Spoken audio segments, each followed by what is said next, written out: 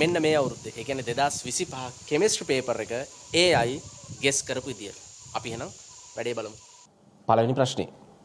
3D කාක්ෂිකයක ඇති ඉලෙක්ට්‍රෝනයක් සඳහා තිබිය හැකි ක්වොන්ටම් අංක සංඛ්‍යා කට්ටලය කුමක්ද කියලා අපෙන් අහනවා. ඉතින් මේකදී අපිට වරහන් තුල තමයි දීලා තියෙන්නේ පිළිතුරු 4 ගොඩවල් වලින්. ඒ කියන්නේ මේ අහන්නේ N, L, ML සහ MS අණු පිළිවෙලින්. ඉතින් අපි සරල බලමු මේ මොනවද කියලා. මේක හරිම ලේසි ප්‍රශ්නයක්. හරිද? අපිට මේක ඉතාම ලේසියෙන් පොඩ්ඩක් මේ ප්‍රශ්න දෙක තුනක් කරලා තිබ්බනම් මේක නිකම්ම අපිට මේ බහුවර්ණීය උත්තරය ගන්න පුළුවන්. හැබැයි මම පොඩ්ඩක් පැහැදිලි කරන්නම් කොහොමද මේකට හරි උත්තරය එන්නේ කියලා. හරි උත්තරය තමයි අංක 3. රයිට්. අපි බලමු ඉස්සරළම එන්නේ n කියන්නේ ප්‍රධාන ක්වොන්ටම් අංකය. ඔන්නෝක තමයි අපේ මුලින්ම අහන්නේ. ප්‍රධාන ක්වොන්ටම් අංකය කියන්නේ මතක තියාගන්න කාක්ෂිකයේ කීවෙනි කාක්ෂිකයේද කියන එක. ඉතින් මෙතන ප්‍රධාන වශයෙන් අපිට දීලම තියෙනවා 3D කාක්ෂිකයක් 3D කාක්ෂිකයක් කියලා. නිසා n සමානයි 3යි. එහෙනම් නිවැරදි පිළිතුරට මුලින්ම එන්න ඕනේ n සමානයි 3. එහෙම ගත්තොත් අපිට හතරවෙනි වර්ණය නැත්නම් හතරවෙනි උත්තරය අයින් කරලා දාන්න පුළුවන්. හරි. ඊට පස්සේ එන්නේ L. L කියන්නේ කෝණික ගම්මිතා ක්වොන්ටම් අංකය. එහෙම නැත්නම් අපි මේකට කියනවා උද්දිගංශ ක්වොන්ටම් අංකය කියලා. මේ දෙක අතර සම්බන්ධයක් තියෙනවා. මේ L ට ගන්න පුළුවන් අගයන් ගත්තොත් ඒක සමාන වෙනවා n ඍණ 1ට. n සමානයි 3යි. එහෙනම් n ඍණ 1 සමානයි 2ක් වෙන්න එපා. a කියන එකේ ඒ අදහස තමයි a කියන එකෙන් බිඳුව 1 2 කියන අගයන් තියෙන්න පුළුවන් කියලා. හරිද? බිඳුව 1 2 කියන අගයන්. දැන් අපි නිකමට හිතමු n සමානයි 4යි කියලා. එහෙමනම් අපිට තියෙන පුළුවන් අගයන් මොනවද? n ඍණ 1ට දැම්මොත් n සමානයි 4 විට එන්නේ 3.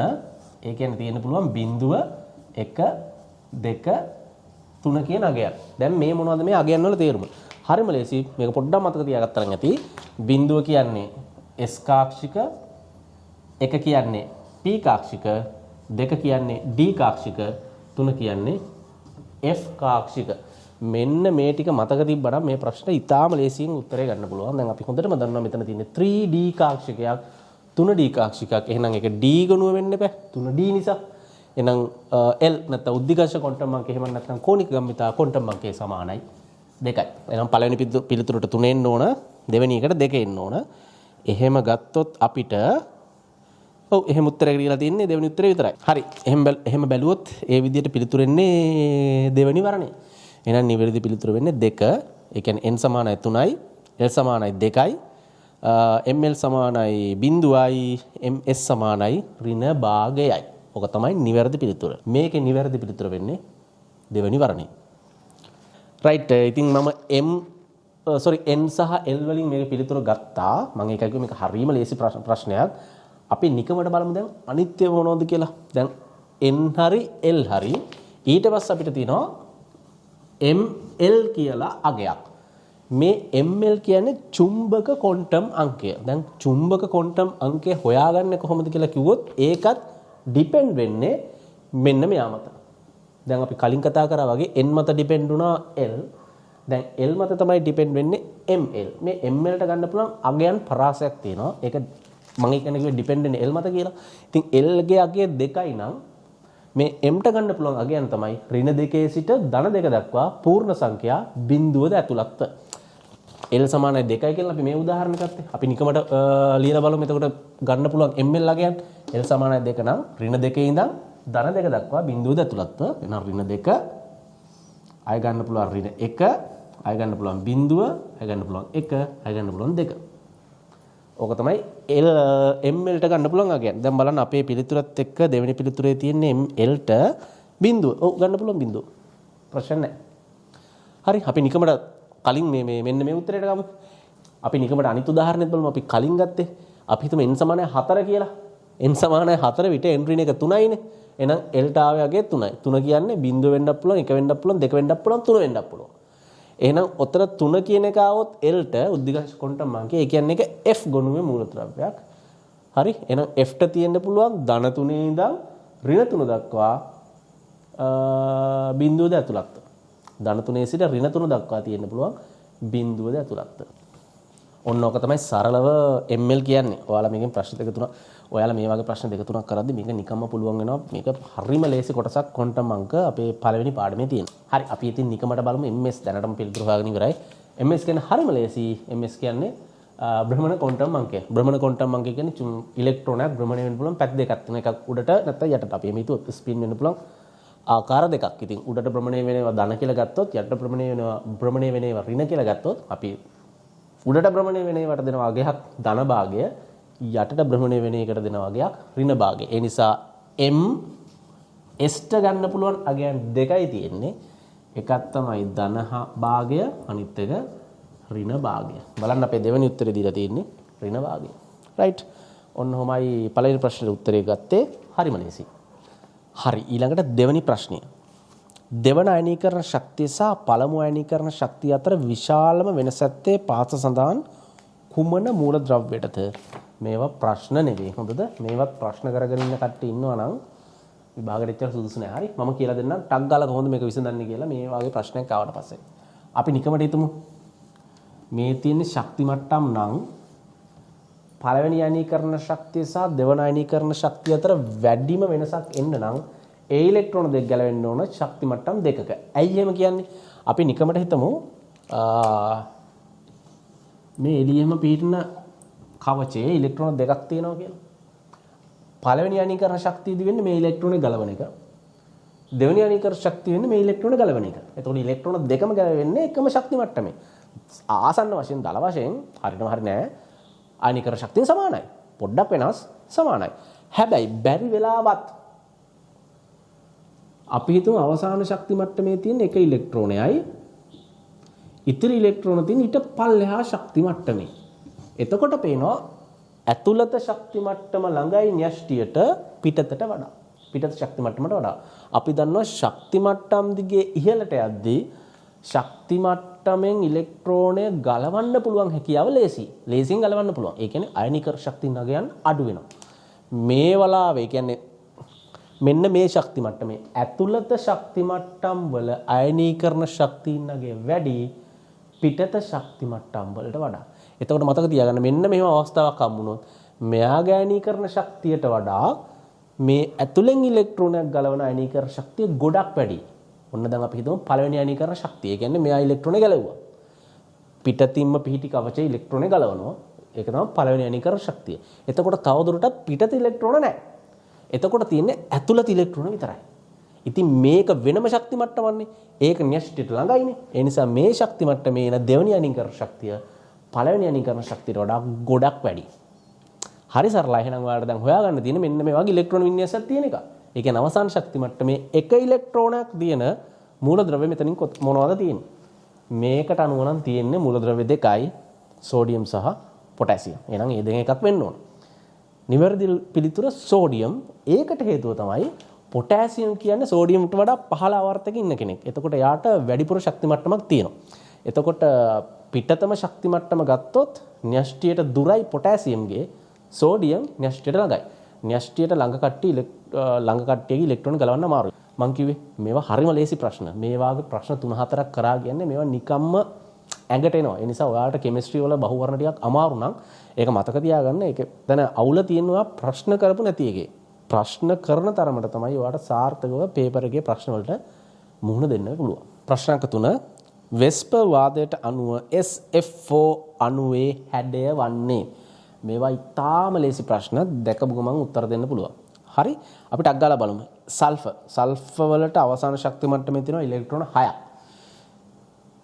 ෆ්ලෝරින් පරමාණු 4ක් බැඳිලා තියෙනවා. ඒ කියන්නේ ඉලෙක්ට්‍රෝන 6න් ඉලෙක්ට්‍රෝන 4ක් ෆ්ලෝරින් පරමාණු 4ට ගිහිල්ලා. කියන්නේ බන්ධන 4ක් හදන්න ගිහිල්ලා. 6න් 4ක් ගියාම 2යි. එතකොට මෙයාට බන්ධන 4කුත් තියෙනවා. එකසර ඉලෙක්ට්‍රෝන යුගල් එකකුත් තියෙනවා. ඉතින් ඕක කොහොමද අපි ජ්‍යාමිතිකව නිරූපණය කරන්නේ? මෙන්න මෙහෙම හැඩයක් එන්නේ. මධ්‍ය පරමාණු සල්ෆර් ලොරින් මෙන්න එකසර යුගල. මේ හැඩය මොකක්ද? සීසෝ. ඉතින් නිවැරදි පිළිතුර වෙන්නේ සීසෝ. මේක දැන් මම මේ බෝඩ් එකේ නැන්දේ. මේක නිකන් තලි යනුවක් වගේ තමයි පේන්නේ නැඳපුවාම ඉතින්. හරිම කියන්නේ හරිම අණුවේ හැඩය තමයි මේ තියෙන්නේ 3D view එක. ඉතින් මේක බැලුවොත් තේරෙනවා නිකන් සීසෝ එකක් වගේ. කමන්න විභාගයට අපි ලියන්නේ සීසෝ කියලානේ. ඒ නිසා හරි උත්තරේ වෙන්නේ සීසෝ. හතරවෙනි ප්‍රශ්නය ශුන්‍ය නොවන ද්විද්‍රව ගූර්ණයක් ඇත්තේ පාත සඳහන් කුමන අණු සඳහාද? මම ටිප් එකක් දෙන්නම්. ද්විද්‍රව ගූර්ණ ප්‍රශ්නයක් ආවොත් අණු වල ඔයාලා ඉක්මනට කටුසටහනක් ගහගන්න අණු ටික ඇඳ ගන්න ඉලෙක්ට්‍රෝන ජ්‍යාමිතිය. එතකොට ඔයාලට නිකම් උත්තරේ එනවා. ඒ නිසා මම ඒ ක්‍රමයට යන්නම්. පළවෙනි අණුව තමයි XeF4. මම මේ අණුව ඇන්දොත් මෙන්න මෙහෙම තමයි අණුව එන්නේ. දෙවෙනි අණුව BF3. තුන්වෙනි අණුව CCl4. හතරවෙනි අණුව CO2. පස්වෙනි අණුව PCl3. හරි අපි මෙතන බලමු ෆ්ලෝරින් කියන අධික විද්‍යුත් ඍණ මූලද්‍රව්‍යයක් කොටින් ගොත් විද්‍යුත් පෝලින් පරිමාණය විද්‍යුත් ඍණතාව වෙනස විද්‍යුත් ඍණතාව වැඩිම කෙනා. එතකොට මේ බන්ධනය නම් ද්‍රවණය වෙලා තියෙනවා. හැබැයි ද්‍රවණය ගත්තොත් කියන්නේ මධ්‍ය පරමාණු වටා පිහිටන සෑම පරමාණුවක්ම පිහිටන්නේ මධ්‍ය පරමාණු වටා පිහිටන සෑම පරමාණුවක්ම ෆ්ලෝරින්. එතකොට මේ හැම එකම ද්‍රවණය වටේ සමානයි. ඒ වගේම මේ අණුව සමමිතිකයි. සමමිතික නිසා එක පැත්තකට වැඩිපුර ඉලෙක්ට්‍රෝන නැඹුරුතාවයක් අපිට අණුවේ හොයාගන්න බෑ. ඒ නිසා මේ XeF4 අණුවේ ද්විද්‍රව ගූර්ණය බිඳුවයි ශූන්‍යයි. හරි ඊට පස්සේ බලමු BF3. මේක නා එක සැර යුගල් නැහැ. බන්ධන තුනක් විතරක් තියෙන නිසා මේක තලීය අණුවක්. ඉලෙක්ට්‍රෝන ජ්‍යාමිතිය ගත්තත් අණු හැඩය ගත්තත් තලීයයි. මේකෙත් අර සෙතේම තමයි මොකක්ද ෆ්ලෝරින් කියන විද්‍යුත් ඍණතාව වැඩිම එක්කෙනා. ඒ නිසා මේ බන්ධනයේ විද්‍යුත් ඍණතාව වෙනස ගොඩක් වැඩි. හැබැයි හැමදාම ඉන්නේ ෆ්ලෝරින්. ඒ නිසා මෙයාගෙත් ඉලෙක්ට්‍රෝන පැතිරලා තියෙන්නේ එකම විදියට හැමතැනම. අණුව සමමිතිකයි. ඒ නිසා මේකෙත් ද්විද්‍රව ගූර්ණයක් අපිට පෙන්වන්නේ නැහැ. ඒ සෙතේම තමයි කාබන් ටෙට්‍රා ක්ලෝරයිඩ් CCl4. ක්ලෝරින් කියන්නේ විද්‍යුත් ඍණතාව වැඩි මූලද්‍රව්‍යයක්. ඒ නිසා බන්ධනයේ ද්‍රවණයක් තිබ්බට අණුව සමමිතිකයි සහ වටේ පිහිටන හැම පරමාණුවම ක්ලෝරින් පරමාණුවක්. ඒ නිසා ද්විද්‍රව ගූර්ණය බිඳුවයි. CO2 ඒ සතේමයි මේක රේඛීය අණුවක් දෙපැත්තේ පිහිටන්නේ දෙපැත්තම ඔක්සිජන් මැද කාබන් මේ බන්ධන සියල්ල සර්ව සමයි. මෙතනත් ද්විත්ව බන්ධනය මෙතනත් ද්විත්ව බන්ධනයක්. ඒ නිසා මේ බන්ධන එකිනෙක ගත්තොත් නම් ද්‍රවණය වෙලා තියෙනවා. හැබැයි අණුව සම්පූර්ණයෙන් ගත්තොත් අණුව සමමිතික නිසා අග්‍රස්තේ පිහිටන හැම පරමාණුවම එකම විද්‍යුත් ඍණතාවක් තියෙන නිසා මේවට ද්විද්‍රව ගූර්ණයක් පිහිටන්නේ නැහැ.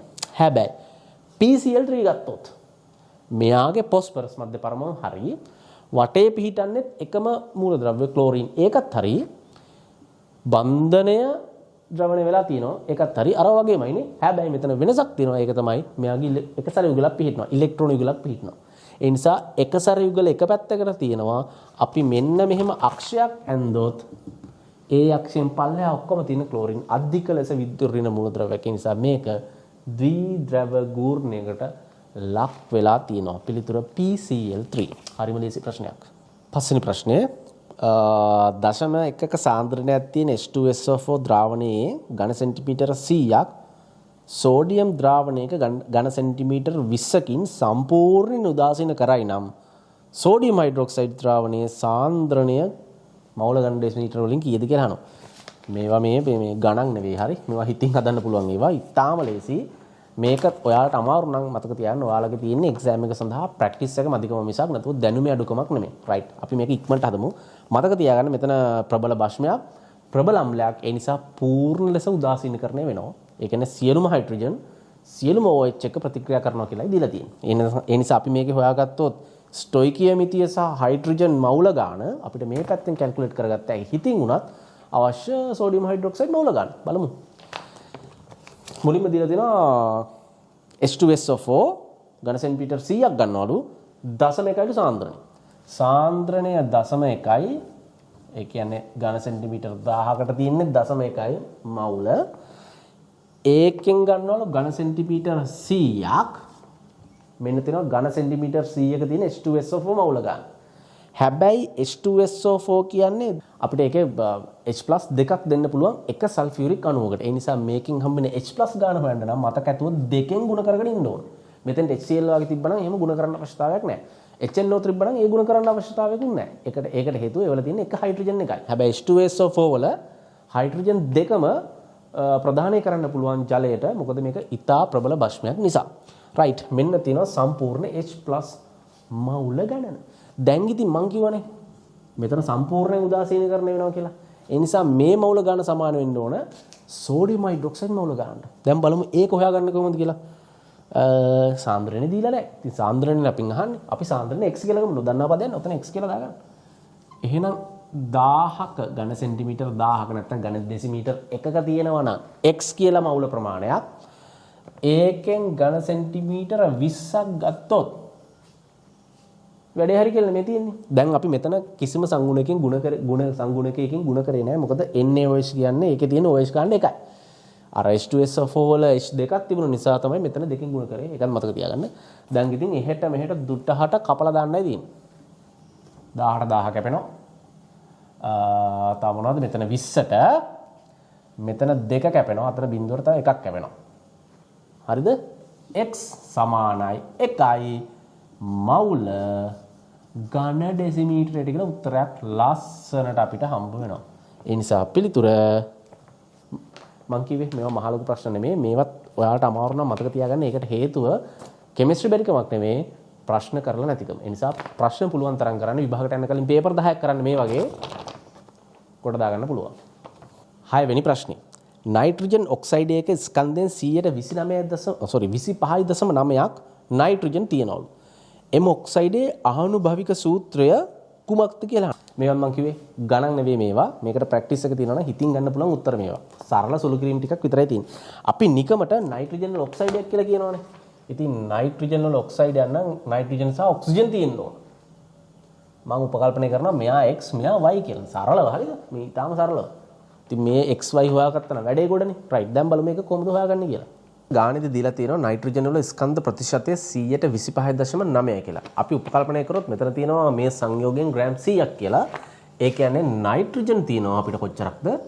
25.9ක්. ඒ විදිහටම අපි ඔක්සිජන් කොච්චර තියෙනවද කියලා හෙව්වොත් අපිට හම්බ වෙනවා 100න් අඩු කරන්න ඕනේ. එතකොට 25.9. එතකොට එන උත්තරේ 74.1යි. එතකොට නයිට්‍රජන් ස්කන්ධය 25.9යි ඔක්සිජන් වල ස්කන්ධය 71.4යි. අපෙන් අහන්නේ මේකේ සූත්‍රයනේ. ඉතින් මේවා මවුල් අනුපාත. එතකොට මේ ස්කන්ධ ප්‍රතිශත නැත්නම් ස්කන්ධ අනුපාත අපි මවුල් අනුපාත බවට පත් කරගන්න ඕන. ඉතින් නයිට්‍රජන් වල සාපේක්ෂ පරමාණු ස්කන්ධය 14යි. මේක 14න් බෙදන්න ඕන. ඔක්සිජන් වල 16යි. මේක 16න් බෙදන්න ඕන.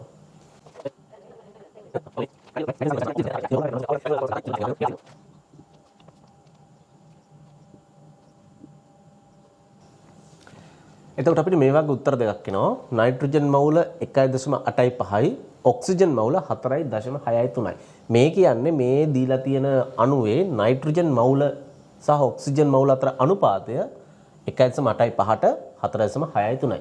ඉතින් මේවා සරල පූර්ණ සංඛ්‍යා නෙමෙයිනේ. අපි දන්නා ආනුභාවික සූත්‍රවලදී x y මේවට සරල පූර්ණ අනුපාත තියෙන්න ඕන. පූර්ණ සංඛ්‍යා තියෙන්න ඕන. ඉතින් මේවා පූර්ණ සංඛ්‍යා කරගන්න අපිට පහසු ක්‍රමයක් භාවිත කරන්න පුළුවන්. මේ දෙකම අපිට බෙදන්න පුළුවන් එකම සංඛ්‍යාවකින් සාමාන්‍යයෙන් පොදු භාවිතයේ තියෙන්නේ අඩුම සංඛ්‍යාවෙන් බෙදන්න. මෙතන නම් 1.85යි. ඒ නිසා මේ සංඛ්‍යා දෙකම අපි 1.85න් බෙදලා බලමු.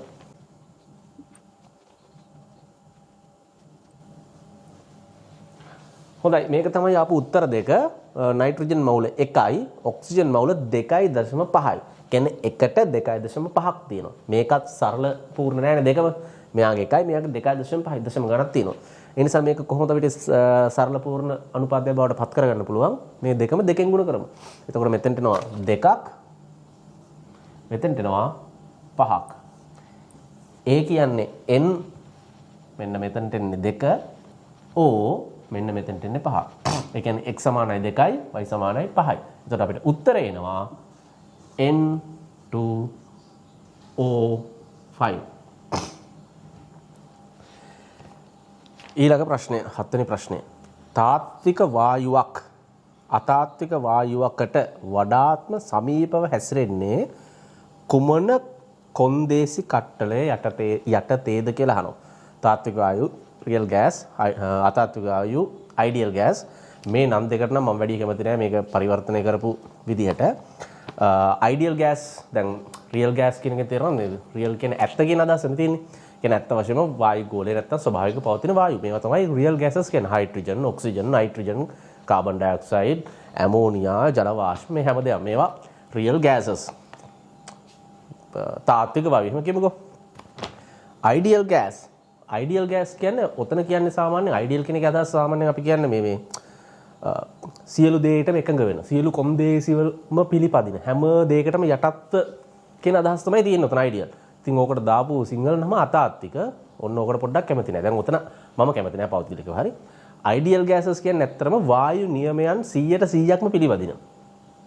hypothetical. ඒ කියන්නේ ඒවා සාමාන්‍ය ස්වභාවිකව නැහැ.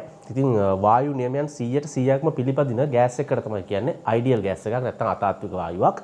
සාමාන්‍ය වායු ගෝලයේ පවතින වායුන් වලට කියනවා අපි තාත්වික වායු. එහෙම නැත්නම් real gases. ඉතින් මතක තියාගන්න මේ තාත්වික වායු හැම විටම වායු නියමයන් පිළිපදින්නේ නැහැ. සමහර වායු තියෙනවා අඩු පීඩන වලදී පිළිපදින්නේ. ඉතින් ඒ වාගේ කන්ඩිෂන්ස් ගොඩක් තියෙනවා. ඉතින් මේ සම්බන්ධ අපේ තියරි නොලෙජ් එක තමයි මේ ප්‍රශ්نين චෙක් කරන්නේ. අහන්නේ තාත්වික වායුවක්, ඒ කියන්නේ රියල් ගෑස් එක සාමාන්‍ය වායුවක්. අතාත්වික වායුවකට වඩාත්ම සමීපව හැසිරෙන්නේ කුමන කොන්දේසි යටතේද? ඒ කියන්නේ තාත්වික වායුවක් සාමාන්‍ය වායු ගෝලයේ පවතින වායුවක්. වායු නියමයන් පිළිපදින්න වඩාත්ම නැඹුරු වෙන්නේ මොන වගේ අවස්ථාවලද කියන එක. අපි දන්නවා සෑම වායුවක් ගත්තාම වායුවේ අණු අතර තියෙන ආකර්ෂණ බල. ඉතින් ওই ආකර්ෂණ බල වැඩි වෙන්න වායු නියමයන් පිළිපදින සම්භාවිතාවය අඩු වෙනවා. නැත්නම් වායු නියමයේ බිඳ වැටෙනවා. හොඳද? ඒ නිසා වායුවකට දානවා නම් වායු නියම PV සමාන nRT වෙන්න පුළුවන්. නැත්නම් බොයිල්ස් චාල්ස් ඔය ඕන නියමයක් වෙන්න පුළුවන්. ඕවා යොදා ගන්න නම් ඒ වායුන් අතර තියෙන වායු අණු අතර තියෙන අන්තර් අණුකාකර්ෂණ බල හැකිතාක් අඩු වෙන්න ඕන.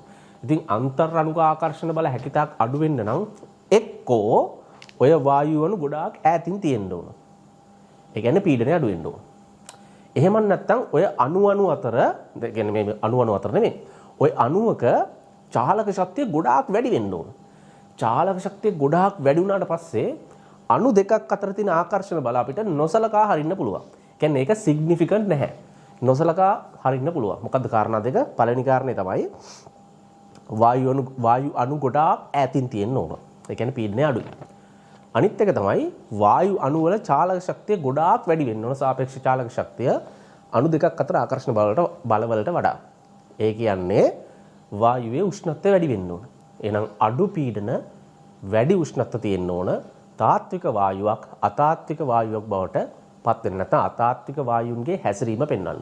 බලමු මෙහෙම උත්තරයක් තියෙනවද කියලා. ඔව්. දෙක අඩු පීඩනය සහ ඉහළ උෂ්ණත්වය. 8 වෙනි ප්‍රශ්නේ X වායුවක විසරණ ශීඝ්‍රතාව මීතේන් වායුවේ විසරණ ශීඝ්‍රතාවයෙන් 4න් එකක් නම් X වායුවේ සාපේක්ෂ අණුක ස්කන්ධය කුමක්ද කියලා අහනවා. මීතේන් වල සාපේක්ෂ අණුක ස්කන්ධය 16ක් කියලා දීලා තියෙනවා. මේක ග්‍රෑම්ස් ලෝ ග්‍රෑම් නියමයෙන් තමයි විසඳන්න තියෙන්නේ. ඒ අය පොඩ්ඩක් පිස්සු කරලා වගේ මෙතන නම් කමක් නැහැ. ගාන හදලා බලමු. ග්‍රෑම් ලෝ හරි සිම්පල්, හරි සරලයි. ඒ කියන්නේ ඕනම වායුන් දෙකක් අතර විසරණ ශීඝ්‍රතාව ඒ වායුන් දෙකේ සාපේක්ෂ අණුක ස්කන්ධ ඒ වායුන් දෙකේ වර්ගමූල ඇතුලේ තියෙන සාපේක්ෂ අණුක ස්කන්ධවල ප්‍රතිලෝමයට සමානයි. අනේ මම මැස් කරලා හරියට විස්තර කරලා දන්නේ නැහැ. අපි හිතමු වායුන් දෙකක් තියෙනවා x සහ y කියලා. හරි. ඔය කියන්නේ rate of diffusion x වායුවේ විසරණ ශීඝ්‍රතාව rate of diffusion y වායුවේ විසරණ ශීඝ්‍රතාවයට සමාන වෙන්නේ මෙන්න මෙහෙම සම්බන්ධතාවයකින්. වර්ගමූල my mx අනුලෝ ප්‍රතිලෝම සමානුපාතික නෙමෙයි මේ වර්ගමූලයට ප්‍රතිලෝම සමානුපාතිකයි. එහෙම හිතා ගන්නකො. මෙන්න මේක තමයි සම්බන්ධතාවය. අපිට මේක පාවිච්චි කරලා හරීම ලේසියෙන් උත්තරේ ගන්න පුළුවන්. මම හිතන්නේ කැල්කියුලේෂන් එක ඕනිත් නැති වෙයි. 4 එකක් කියලා දීලා තියෙනවනේ. උත්තරේ 3 256. හදන්න ඕන නම් මම ටක් ගාලා කැල්කියුලේෂන් එක හදන්නම්.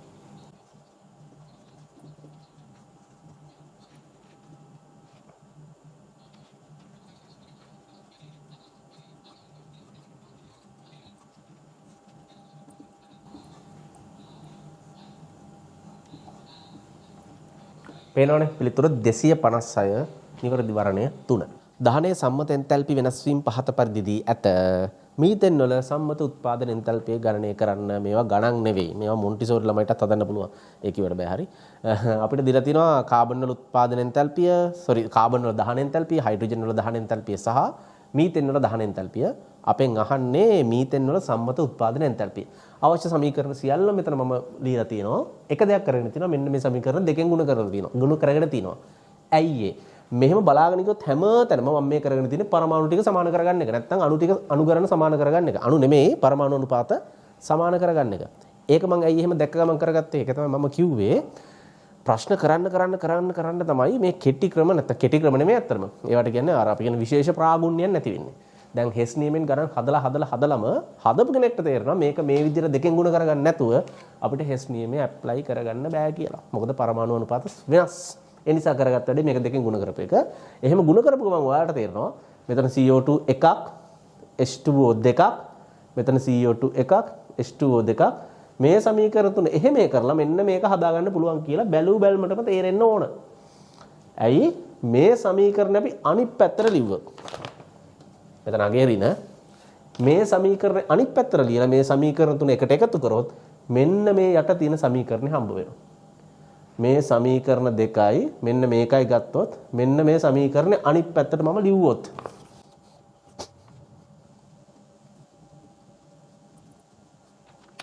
ඔන්න මම මේ සමීකරණේ අනිත් පැත්ත ගහලා ලිව්වා. එතකොට මෙතන ඍණාගය ධන විදියට දක්වන්න ඕන.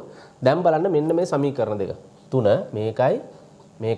මේකයි ඔය සමීකරණ ටික එකට එකතු කරොත් මෙයාට මෙයා මෙතනින් කැපෙනවා. මේ දෙකයි H2O ට දෙකයි H2O මෙතනින් කැපෙනවා. මේ දෙකයි O2 ට මෙතන මේක කැපෙනවා. එතකොට ඉතුරු වෙන්නේ C ධන දෙකක් H2 මෙතන මෙන්න තියෙනවා A2 අනිත් පැත්තෙන් ඉතුරු වෙන්නේ CH4 මෙන්න තියෙනවා ඒක. එතකොට මොකද අපිට කරන්න ඕන? මෙන්න මේ අගයන් තුන එකිනෙකට එකතු කරන්න එකතු කරපු ගමන් අපිට ඩෙල්ටා HF අගය ලැබෙනවා 76ක් ඍණ කියලා. හරි පිළිතුරු දෙක. මං කිව්වේ මේවා හරිම සරලයි සංකීර්ණ කරගන්නේ ඔයාලම තමයි. මෙන්න ඉතින් ඒ ගානම හෙස් නියමයේ පාවිච්චි කරලා වක්‍රයක් ඇඳලා පැහැදිලි කරලා තිනවා යටින් සමීකරණත් එක්ක. ඉතින් මේ දේම තමයි අපි කලින් කරේ මේ කිසිම දෙයක් නැතුව.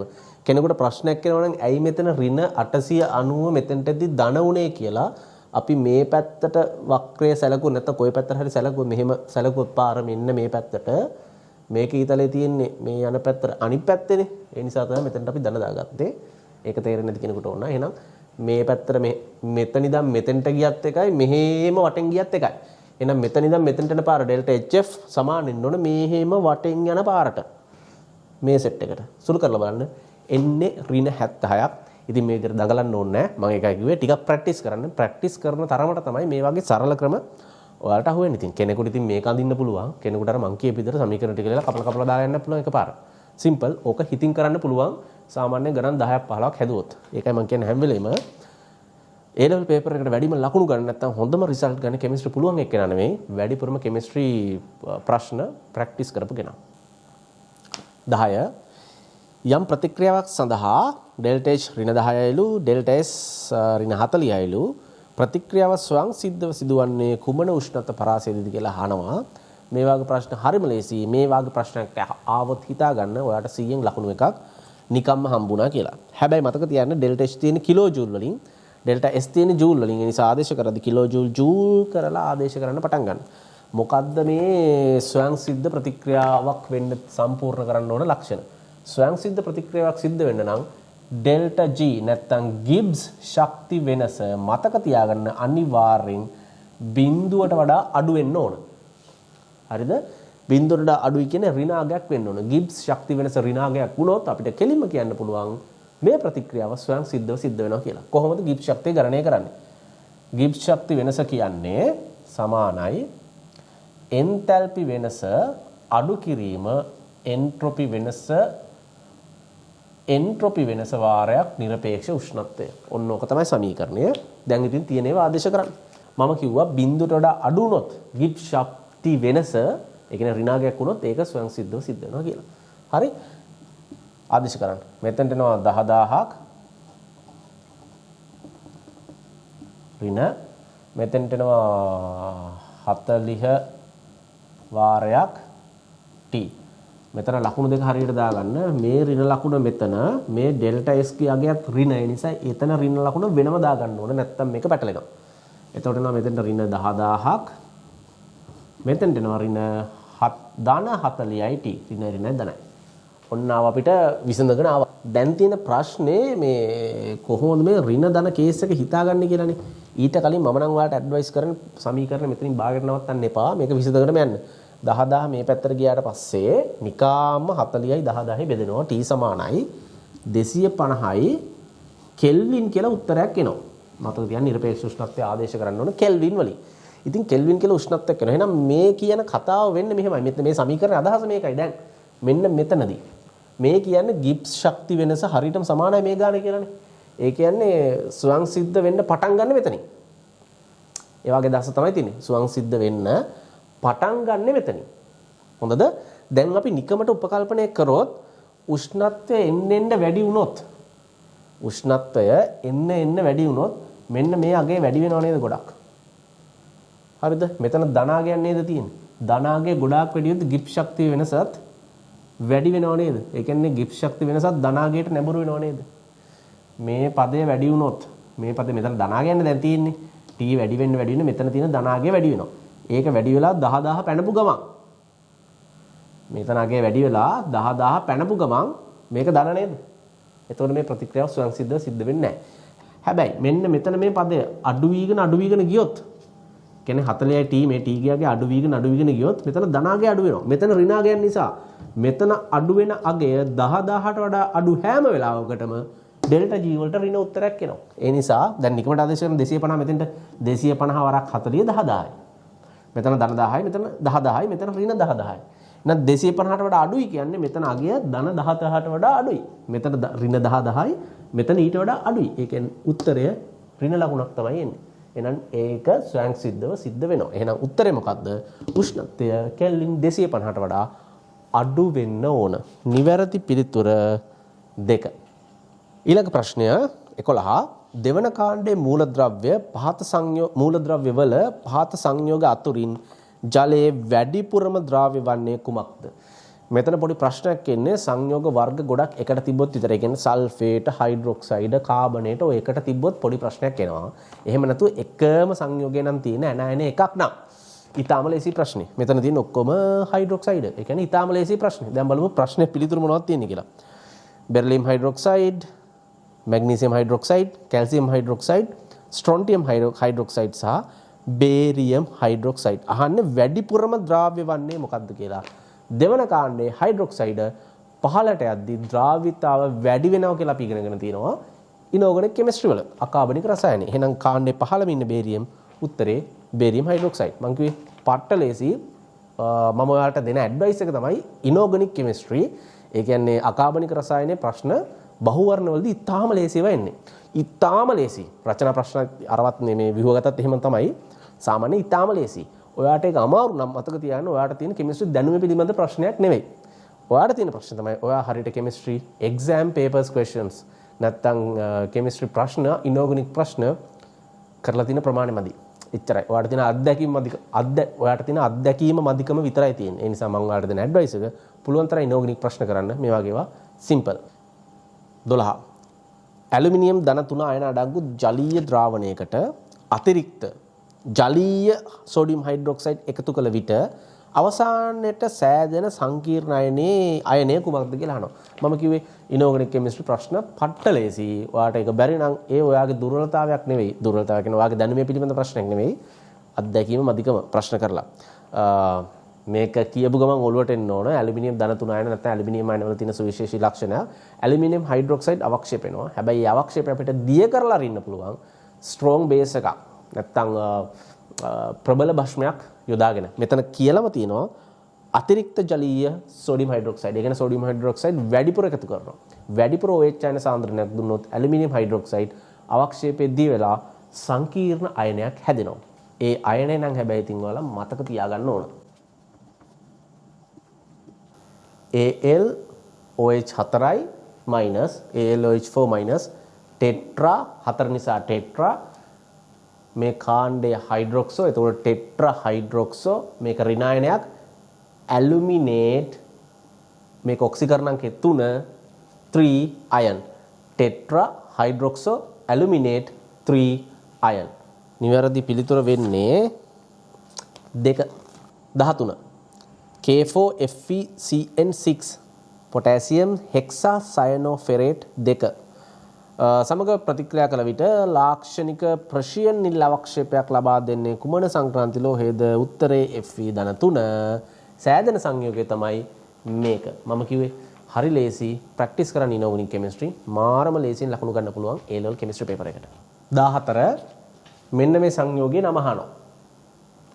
පට්ටම ලේසි හරි. ඕගනික් කෙමිස්ට්‍රි වල සංයෝගයක් දීලා නමක් ඇහුවොත් කවදාවත් මිස් කරගන්න එපා. මේක නිකම්ම ලකුණක් වෙන ප්‍රශ්නයක්. මේක දිහා බලපුවාම මේකේ දීර්ඝතම කාබන් දාමය අඳුරගන්න ක්‍රියාකාරී කාණ්ඩ ඇතුළත්ද. මේකේ තියෙන ක්‍රියාකාරී කාණ්ඩ දෙකක් තියෙනවා. මෙන්න මෙයා OH එකක්. එයාගෙන් නම් කරොත් මේක ඇල්කොහොල් එකක් වෙනවා. අගට OL. මෙතන තියෙනවා C double bond OH acid එකක්. මෙතෙන්ට එතකොට මෙයාගෙන් නම් කරොත් ඇසිඩ් එකක් බවට පත් වෙනවා. ඕගනික් ඇසිඩ් එකක්. කාබොක්සිලික් ඇසිඩ් එකක් බවට පත් වෙනවා. ඉතින් මේ දෙන්නගේ වැඩිපුරම ක්‍රියාකාරී කවුද? ඇසිඩ් එක. ඒ නිසා මේ පැත්තෙන් තමයි කාබන් දාමය අපි නම් කරන්න පටන් ගන්න. එතකොට 1 2 3 4. මෙයා කාබන් 4ක් තියෙන කාබොක්සිලික් අම්ලයක් නිසා මෙයා බියුටනොයික් ඇසිඩ් එකක්. තුන්වෙනි කාබන්ගේ OH කාණ්ඩයක් තියෙන නිසා 3 හයිඩ්‍රොක්සි බියුටනොයික් ඇසිඩ්. මෙන්න තියෙන උත්තරේ 3 හයිඩ්‍රොක්සි බියුටනොයික් ඇසිඩ්. නිවැරදි පිළිතුර 1. අපෙන් අහනවා ඊළඟට මෙන්න මේ සංයෝගය ප්‍රොපයින්. මේකේ සිග්මා බන්ධන කීයද, ෆයි බන්ධන කීයද කියලා. අයියෝ ඉතින් මේව නම් ඉතින් අහන්න ඕන ප්‍රශ්න නෙවෙයි. මේ AI පිස්සු කෙල්ල මේ වගේ වෙලාවට. හරි. මෙච්චර ලේසි ප්‍රශ්න නම් අහයි කියලා මං හිතන්නේ නැත්නම් එනවා. හරිද?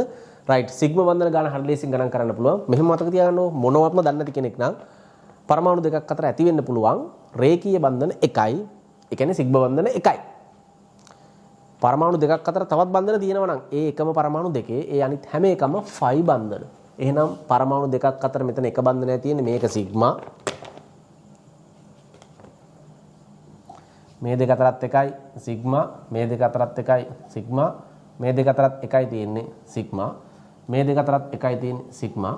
මේ දෙක අතර තියෙන්න පුළුවන් එකයි සිග්මා. එතකොට මේ එකක් සිග්මා නම් අනිත් දෙක ෆයි වෙන්න ඕන. දැන් ගණන් කරන්න. ෆයි බන්ධන 2යි. එතකොට ෆයි බන්ධන 2යි සිග්මා බන්ධන 6යි. නිවැරදි උත්තරේ 4. 16 එතීන් සිසිල් තනුක ශාරීය KMnO4 වරහන් ඇතුළත තියෙන බේයර්ස් පරීක්ෂණ කියලා පට්ටම ලේසි. එතකොට සමග ප්‍රතික්‍රියා කිරීමෙන් ලැබෙන්නේ මොනවද කියලා අහනවා. මේක හරි ලේසි. සිසිල් තනුක ශාරීය KMnO4 ටිකක් දුබලයි. ඒ නිසා මේ බන්ධනය සම්පූර්ණයෙන් කඩන්න හැකියාවක්වත් මෙතන කාබන් සම්පූර්ණ ඔක්සිකරණය කරවන්නවත් මෙයාට හැකියාවක් නැහැ. මේක විශේෂිත ප්‍රතික්‍රියාවක්. නැත්නම් මතක තියාගත යුතු එකක්. අපිට ඩයෝල් හදා ගන්න ඕන නම් නැත්නම් ඩයෝල හදා ගන්න ඕන නම් මෙන්න මේ ශාරීය පොටෑසියම් පර්මැංගනේට් තමයි දාන්නේ. එතකොට හම්බ වෙන්නේ මේ දිත්ත බන්ධනේ බෙදලා තියෙන කාබන් දෙකට වෙන වෙනම එක OH කාණ්ඩයක් ගානේ බද්ධ වෙනවා. එතකොට අපිට මෙතනින් හම්බ වෙනවා CH2OH. මෙතනිනුත් හම්බ වෙනවා CH2OH. right හරි මම කලින් කිව්වා අපිට ඩයෝල හම්බ වෙනවා කියලා. එක OH එකක් තිබ්බොත් ඒක ඇල්කොහොල් එකක්. එතකොට ඉවර වෙන්නේ ඕල් කියන ප්‍රත්‍යයෙන්. මේකේ OH කාණ්ඩ දෙකක් තියෙනවනේ යාබත කාබන් වල. ඒ නිසා අපි මේකට කියන්නේ ඩයිෝල්. ඩයෝල් නැත්නම් ඩයිෝල්. එතකොට අවසන් වෙන්නේ ඩයිෝල් කියන ප්‍රත්‍යයෙන්. ඒක පොඩ්ඩක් ඔලුවට දාගන්න. ඊළඟට මෙතන OH කැරි දෙක තියෙන්නේ කොහෙද? එක කාබන් සහ දෙක කාබන්ගේ. මේක එක මේක දෙක නම් එතකොට එන්නේ 1,2 ඩයිෝල්. එතකොට මෙයාගේ දිත්ත බන්ධන අනම්මනම් ත්‍රිත්ත බන්ධන මොනවත් නැති නිසා මේක එතේන්.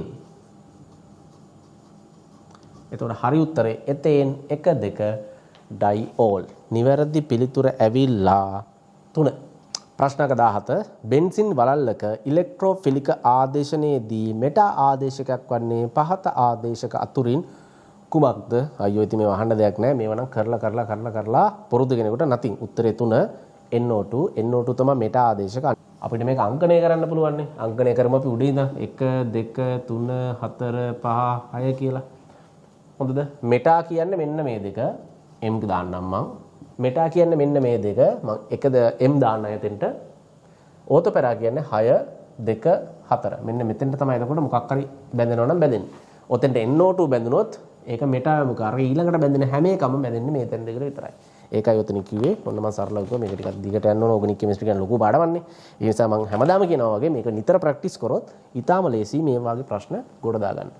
18 පහත සංයෝග වැඩි වෙන ආම්ලිකතා අණුපිළිවෙලට සකසන්න එතනෝල් ෆීනෝල් එතනොයික් අම්ලය. එතනෝල් ෆීනෝල් සහ එතනොයික් අම්ලය. මේවා නම් ඉතින් හදන දෙකුත් නෑ හරි සරලයි. එතනොයික් අම්ලය කියන්නේ කාබොක්සිලික් අම්ලයක්. එතකොට එයා වැඩිම එක වෙන්න ඕනේ. එහෙනම් නිවැරදි පිළිතුර විදිහට අපිට 3 බාර ගන්න විදියක් නෑ. තුන්වෙනි එක. ප්‍රශ්න තියෙන්නේ එතනෝල් හා ෆීනෝල් අතර එතකොට අපිට.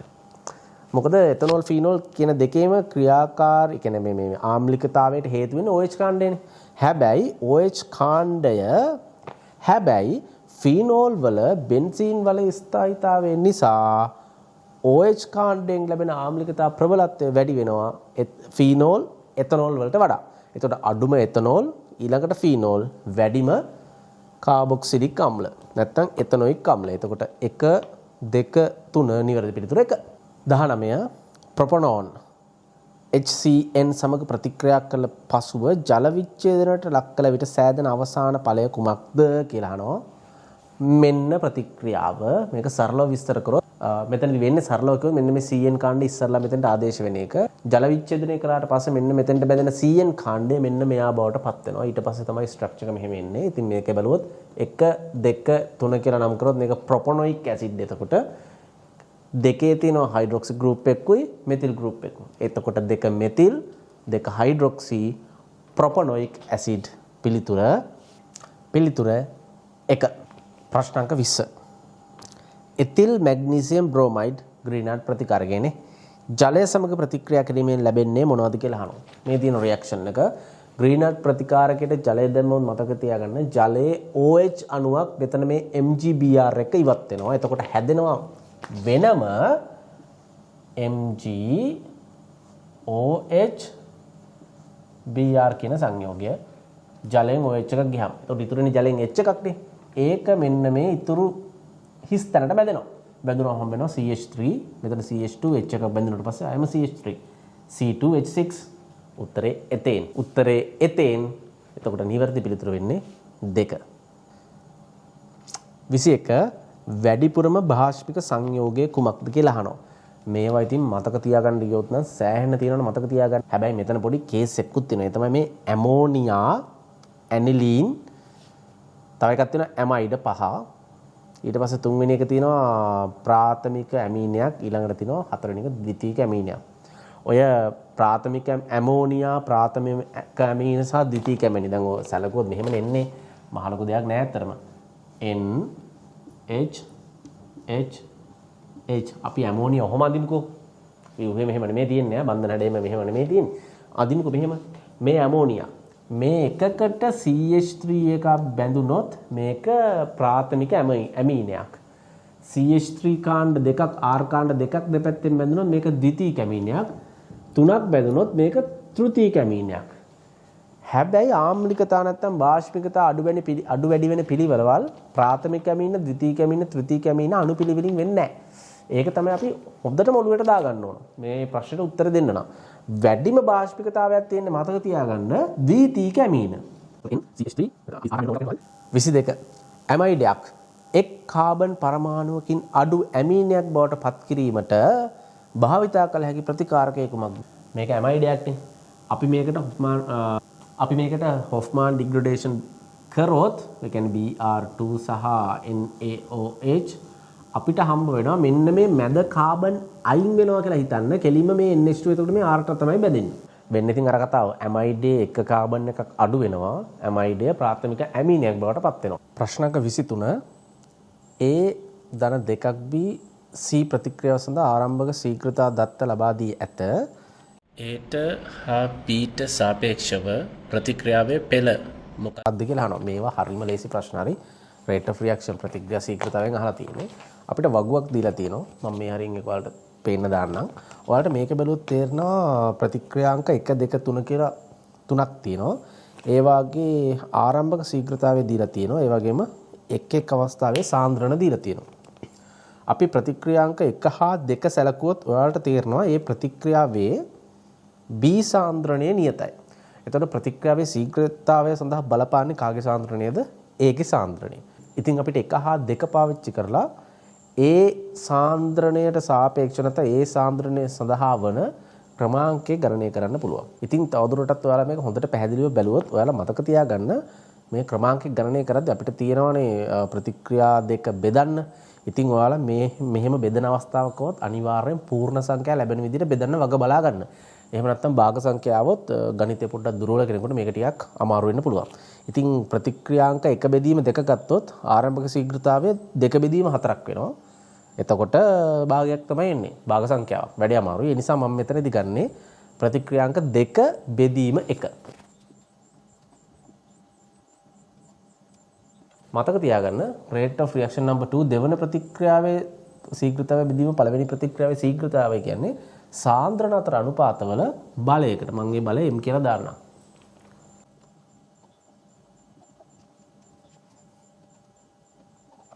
මේ විදිහට ආදේශ කළ සුළු කරොත් මෙතන 10 අතරට 10 අතර කැපෙනවා. මෙතන 4ට මෙතන 2 කැපුණාම 2ක් ඉතුරු වෙනවා. 2 එකෙන් බෙදුවොත් 2යි.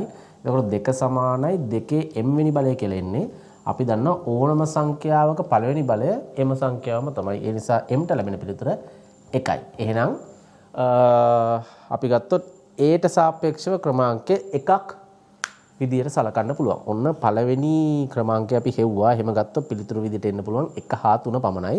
මොකද අනිත් ඒවාට තියෙන්නේ 2යි කියලා. රයිට්. මේ විදියටම අපි හොයමු එහෙනම් මොකද්ද? B. මම මේක මේ පැත්තෙන් අදින්නම්. මෙච්චර දුරට විස්තර කරන්න අවශ්‍ය වෙන්නේ නැති. මොකද මේ විදියටම තමයි B වල ප්‍රතික්‍රියාවත් අපි හොයන්නේ.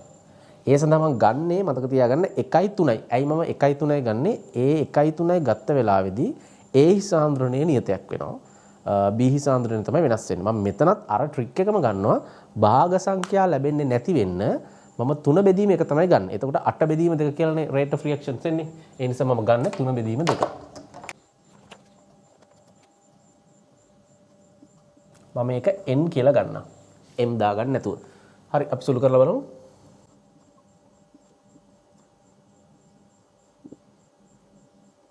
මෙන්න මෙහෙම තමයි ආදේශ කරපුවාම එන්නේ. මෙතනට කැපෙනවා. මෙතනට 4යි. දශම 2 බෙදීම දශම 1 උත්තරේ 2යි. එතකොට 4 සමානයි 2 n වෙනි බලයක් කියලා එනවා. 2 වර්ගය 4යි. ඒ නිසා n සමානයි 2යි. එහෙනම් a ට සාපේක්ෂව 1යි, b ට සාපේක්ෂව 2යි. නිවැරදි පිළිතුර 3. ප්‍රශ්න අංක 25. PCl5 ගෑස් සමතුලිතතාවයේ පවතිනවලු PCl3 ගෑස් ධන Cl2 ගෑස්. ඉතින් මේ සඳහා මේ ප්‍රතික්‍රියාව සඳහා Kp සහ Kc අතර T උෂ්ණත්වයේදී ඇතිවන සම්බන්ධතාවය මොකක්ද කියලා අහනවා. මාරම ලේසි. මේක හැබැයි අපිට රචනා ප්‍රශ්නයකට නැත්නම් විහුගත බොහෝ විට රචනා ප්‍රශ්නයකට ආවොත් නම් ඉතින් ඔප්පු කිරීම මුලින් ඉඳන් ගන්න ඕන. PV සමානයි nRT වලින් ඉඳන් යන්න ඕන. මේකට අවශ්‍ය නැහැ. ඔයාලා මතක තියාගන්න Kc සහ Kp අතර තියෙන සම්බන්ධතාවය මම මේ හරියට ලියන්නම්. ඔන්නක තමයි සම්බන්ධතාවය. Kp සමානයි Kc වරක් RT වල ඩෙල්ටා n. මේ සම්බන්ධතාවය බලන්න R කියන්නේ නියතයක්, T කියන්නේ නිරපේක්ෂ උෂ්ණත්වය, ඩෙල්ටා n තමයි දැනගන්න ඕන. ඩෙල්ටා n කියන්නේ මතක තියාගන්න ප්‍රතිඵල මවුල ගන්න අඩු කිරීම ප්‍රතික්‍රියක මවුල ගන්න. එහෙම හිතා ගන්නකො සංගුණක වල වෙනස. රයිට්. අපිට මෙතන දීලා තියෙන සමීකරණය ගත්තොත් දීලා තියෙන මෙන්න මෙයා. හරි මම මේකේ භෞතික අවස්ථා දැම්මේ නැහැ. ඔයාලා රචනා ප්‍රශ්නයකදී ව්‍යුහගත ප්‍රශ්නයකදී ලියනවා නම් අනිවාර්යෙන් භෞතික අවස්ථා දාන්න. භෞතික අවස්ථා දාලා තිබ්බේ නැත්නම් ඔයාලට මාකින් ස්කීම් එකේ ලකුණු හම්බ වෙන්නේ නැහැ. රයිට්. මෙතන ගත්තොත් ප්‍රතිඵල පැත්තේ තියෙනවා මවුල 2ක්. ප්‍රතික්‍රියක පැත්තේ තියෙනවා මවුල 1ක්. මතක තියාගන්න ඩෙල්ටා n කියන්නේ ප්‍රතිඵල අඩු කිරීම ප්‍රතික්‍රියක. එතකොට 2 ඍණ 1 සමානයි 1ක් කියලා එනවා. එහෙනම් ඩෙල්ටා n වල කීයද උත්තරේ? 1යි. ඒ නිසා මේකට ආදේශ කරොත් අපිට ලස්සනට හම්බ වෙනවා Kp සමානයි Kc වරක් RT වල පළවෙනි බලය. දැම්මත් එකයි නැතත් එකයි. පිළිතුර මෙන්න මේක. වර්ණය නම් නිවැරදි වර්ණය වෙන්නේ මතක තියාගන්න 3. Kp සමානයි Kc වරක් RT. ඊළඟට ප්‍රශ්න අංක 26. N2 ධන 3ක් H2 සමතුලිතතාවයේ පවතිනවලු 2ක් ඇමෝනියා ප්‍රතික්‍රියාව වරහන් ඇතුළේ දීලා තියෙනවා විශේෂයෙන් මතක තියාගන්න ඩෙල්ටා H බිඳුවට අඩුයි කියලා. ඒ කියන්නේ ඍණ අගයක්. මේක තාපදායක ප්‍රතික්‍රියාවක්. දැඩි බඳුනක් කියන එකේ අදහස පරිමාව නියතයි කියන එක. පරිමාව වෙනස් වෙන්නේ නැහැ. අපි අභ්‍යන්තර පීඩනය වැඩි කරාට පරිමාව වෙනස් වෙන්නේ නැහැ. ඒ කියන්නේ නියත පරිමාවය තමයි පිහිටන්නේ. පවතිලු. ඇමෝනියාව ලස්සන වැඩි කරන ක්‍රියාව කුමක්ද කියලා අහනවා. මේක මාරම ලේසි ප්‍රශ්නයක්. මේකෙන් ළමයාගේ මේ ප්‍රශ්න ඇත්තරම ළමයාගේ චෙක් කරන්නේ තියරි නොලෙජ් එක. එහෙම නැත්නම් මේ සමතුලිතතාව පිළිබඳ අවබෝධය තමයි චෙක් කරන්නේ. ගාණක් හදනවා මොනවත් නැහැ. අවබෝධය තමයි චෙක් කරන්නේ. මතක තියාගන්න මේ බඳුන දැඩි බඳුනක්. ඒ කියන්නේ පරිමාව නියතයි. පීඩනය වැඩි කරා කියලා පරිමාව වෙනස් වෙන්නේ නැහැ. වෙනස් කරගන්න බෑ. හරි. ඒ වගේම තාපදායකයි. තාපදායකයි කියන්නේ මතක තියාගන්න මෙයා කැමති අඩු උෂ්ණත්වවලදී ප්‍රතික්‍රියාව සිද්ධ කරගන්න. මොකද ප්‍රතික්‍රියාව තාපදායකයිනේ. ඒකට පද්ධතියෙන් තාප ඉවත් කරද්දී මෙයාට ලේසි ඵල හදන්න. ඔන්න ඔය කාරණා ටික ඔළුවේ තියාගන්න. රයිට් බලමු පළවෙනි එක. නියත පරිමාවේදී අක්‍රීය වායුවක් එකතු කිරීම. අක්‍රීය වායුවක් අපි හිමු හීලියම් නියෝන් වගේ ගෑස් එකක් දාපුවාම ඇතුලේ සමස්ත පීඩනය වැඩි වෙනවා. ඔයා නිෂ්ක්‍රීය වායුවක් දාද්දී මතක තියාගන්න ඇතුලේ සමස්ත පීඩනය වැඩි වෙනවා. හැබැයි එක් වායු වල ඒ කියන්නේ N2 H2 NH3 වල ආංශික පීඩනයන්ට වෙනසක් සිද්ධ වෙන්නේ නැහැ. ඒ නිසා ප්‍රතික්‍රියාවේ NH3 වල අස්වැන්න වැඩි වෙන්නේ නැහැ. කොටිමිකොත් ප්‍රතික්‍රියාවේ වෙනසක් සිද්ධ වෙන්නේ නැහැ. එහෙනම් පළවෙනි උත්තරේ වැරදි. 2. පීඩනය අඩු කිරීම. මතක තියාගන්න පීඩනය අඩු කරොත් සමතුලිතතාවයක් නිසා මෙයා වැඩිපුරම බලන්නේ වැඩි පීඩනයක් දෙන පැත්තට වැඩ කරන්නේ. ඉතින් මේ ප්‍රතික්‍රියාවේ ප්‍රතික්‍රියකවල තියෙන මවුල 4ක් ප්‍රතිඵලවල තියෙන මවුල 2යි. එහෙනම් මෙයා මොන පැත්තටද බර වෙන්නේ? ප්‍රතික්‍රියක පැත්තට. ඒ කියන්නේ ඇමෝනියා පැත්තට නෙමෙයි. නයිට්‍රජන් හයිඩ්‍රජන් පැත්තට තමයි බර වෙන්නේ. එතකොට මොකද වෙන්නේ? නයිට්‍රජන් අස්වැන්න අඩු වෙනවා. ඒ කියන්නේ තුන්වෙනි එකත් වැරදි. මොකද අපෙන් අහන්නේ NH3 වල අස්වැන්න. අපි ඊට පස්සේ බලමු දෙවෙනි එක. උෂ්ණත්වය වැඩි කිරීම. මතක තියාගන්න මේක තාපදායක ප්‍රතික්‍රියාවක්. එතකොට මෙයා කැමති කොහමද? පද්ධතියෙන් තාපය අයින් වෙනවනම්. පද්ධතියෙන් තාපය අයින් වෙනවා කියන්නේ උෂ්ණත්වය අඩු වෙනවනම්. මෙතන දැන් උෂ්ණත්වය වැඩි කරොත් මොකද වෙන්නේ? අපි පද්ධතියට තාපය පිටින් දෙන්න බෑ. උෂ්ණත්වය වැඩි කරන්න. ඒ වෙලාවට මේකේ රියැක්ෂන් එක ෆේවර් වෙන්නේ බෑක්වර්ඩ් රියැක්ෂන් එක. ඒ කියන්නේ ආපසු ප්‍රතික්‍රියාව තමයි මෙයා සිද්ධ කරන්න බලන්නේ. එතකොට වැඩි වෙන්නේ මොනවද? නයිට්‍රජන් සහ හයිඩ්‍රජන්. එහෙම නැතු ඇමෝනියා නෙමෙයි. එහෙනම් දෙවෙනි උත්තරෙත් වැරදි. අපි හතරවෙනි එක බලමුකෝ. උත්ප්‍රේරක.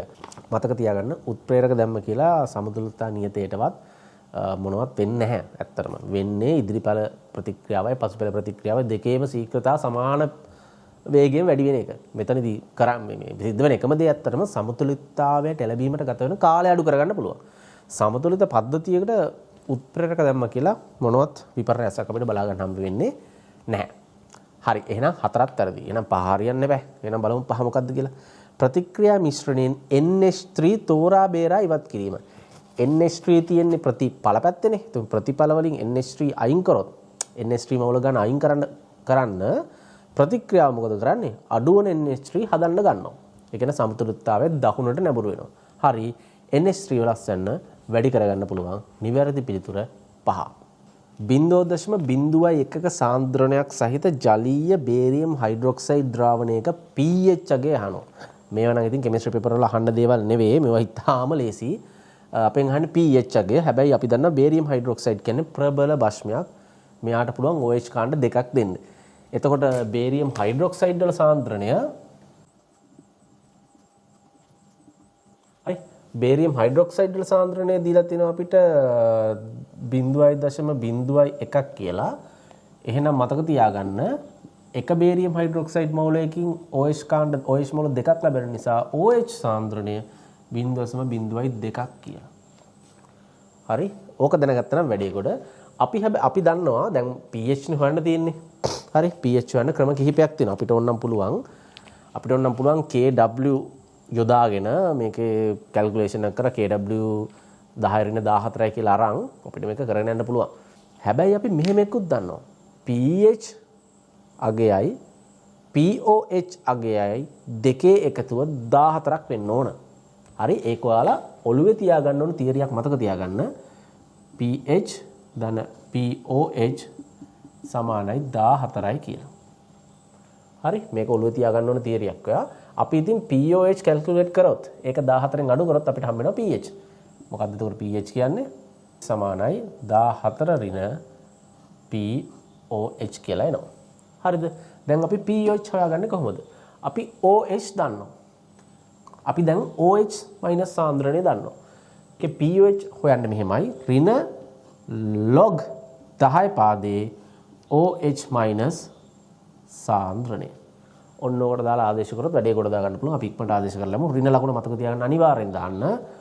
log 10 පාදේ OH මයිනස් සාන්ද්‍රණය 0.02ක් කියලා තියෙනවා.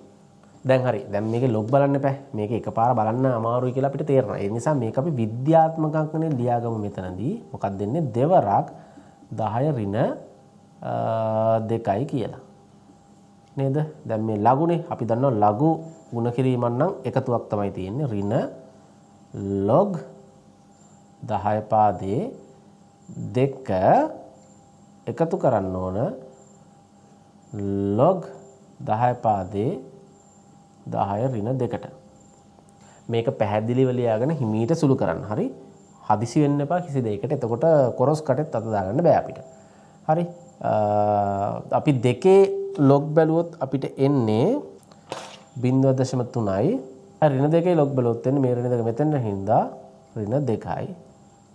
හරිද? දැන් මෙතන ඍණ ලකුණක් තියෙන්නේ. ඒ නිසා ඍණ ලකුණෙන් ගුණ වුණොත් මෙතන ර්ණ 0.3යි ඍණයක් දාන නිසා 2යි. එතකොට අපිට එන්නේ 2 ඍණ 0.3. ඒ කියන්නේ බලන්න 1.7යි.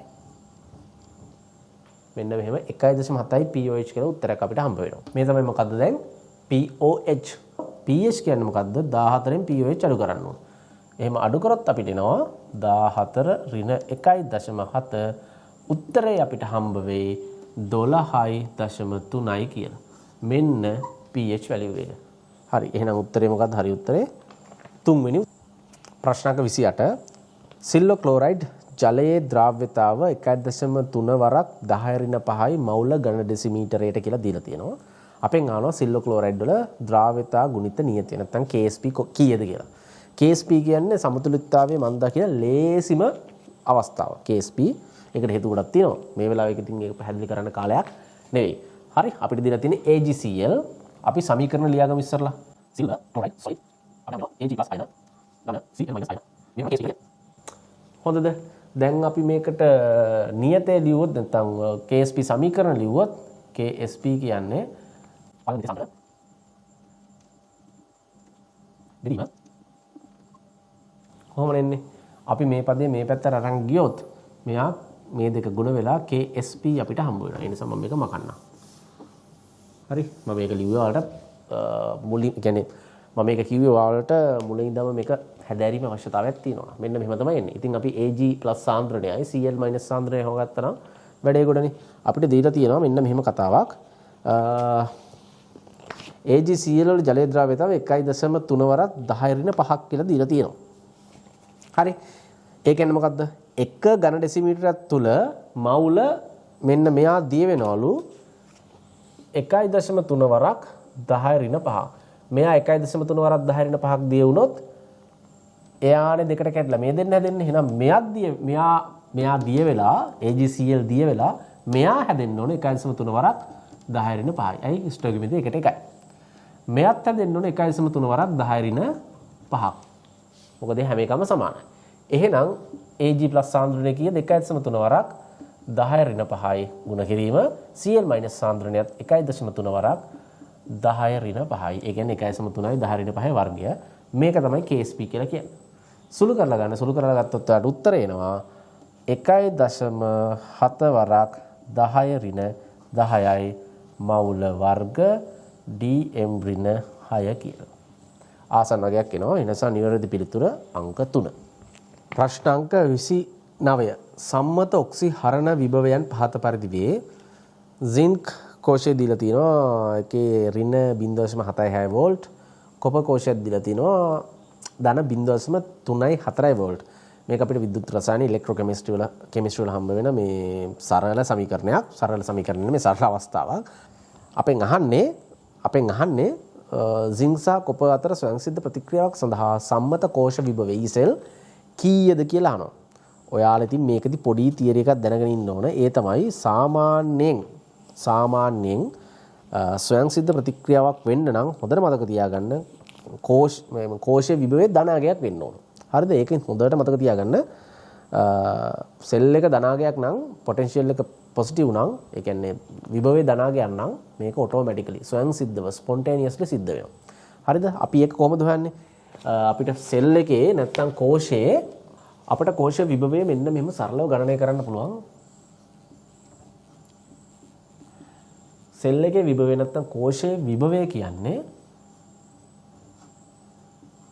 reduce ඔක්සිහරණය වන කෝෂයේ විභවය අඩු කරන්න ඕන ඔක්සිකරණය සිදුවන කෝෂයේ විභවය. ඒ නිසා අපි මෙතන අවබෝධ කරගන්න ඕන මොකද්ද ඔක්සිකරණය වෙන්නේ මොකද්ද ඔක්සිහරණය වෙන්නේ කියලා. අපි දන්නවා කොපර් සහ සිංක් තිබ්බොත් සිංක් වල සක්‍රියතාව ගොඩක් වැඩි නේ. ඒ නිසා සිංක් තමයි ඔක්සිකරණයට භාජනය වෙන්නේ මෙතන. කොපර් තමයි ඔක්සිහරණයට භාජනය වෙන්නේ මෙතන. ඉතින් මම මේ ප්‍රතික්‍රියාව වෙන වෙනම ලියන්න ඕනේ නැහැ. මේක බහුවර්ණයක් නිසා.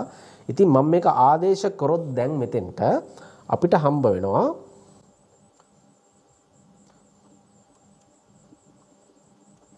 ධන 1.1 වෝල්ට්. මෙතන ඍණ ලකුණු හොඳට මතක තියාගන්න.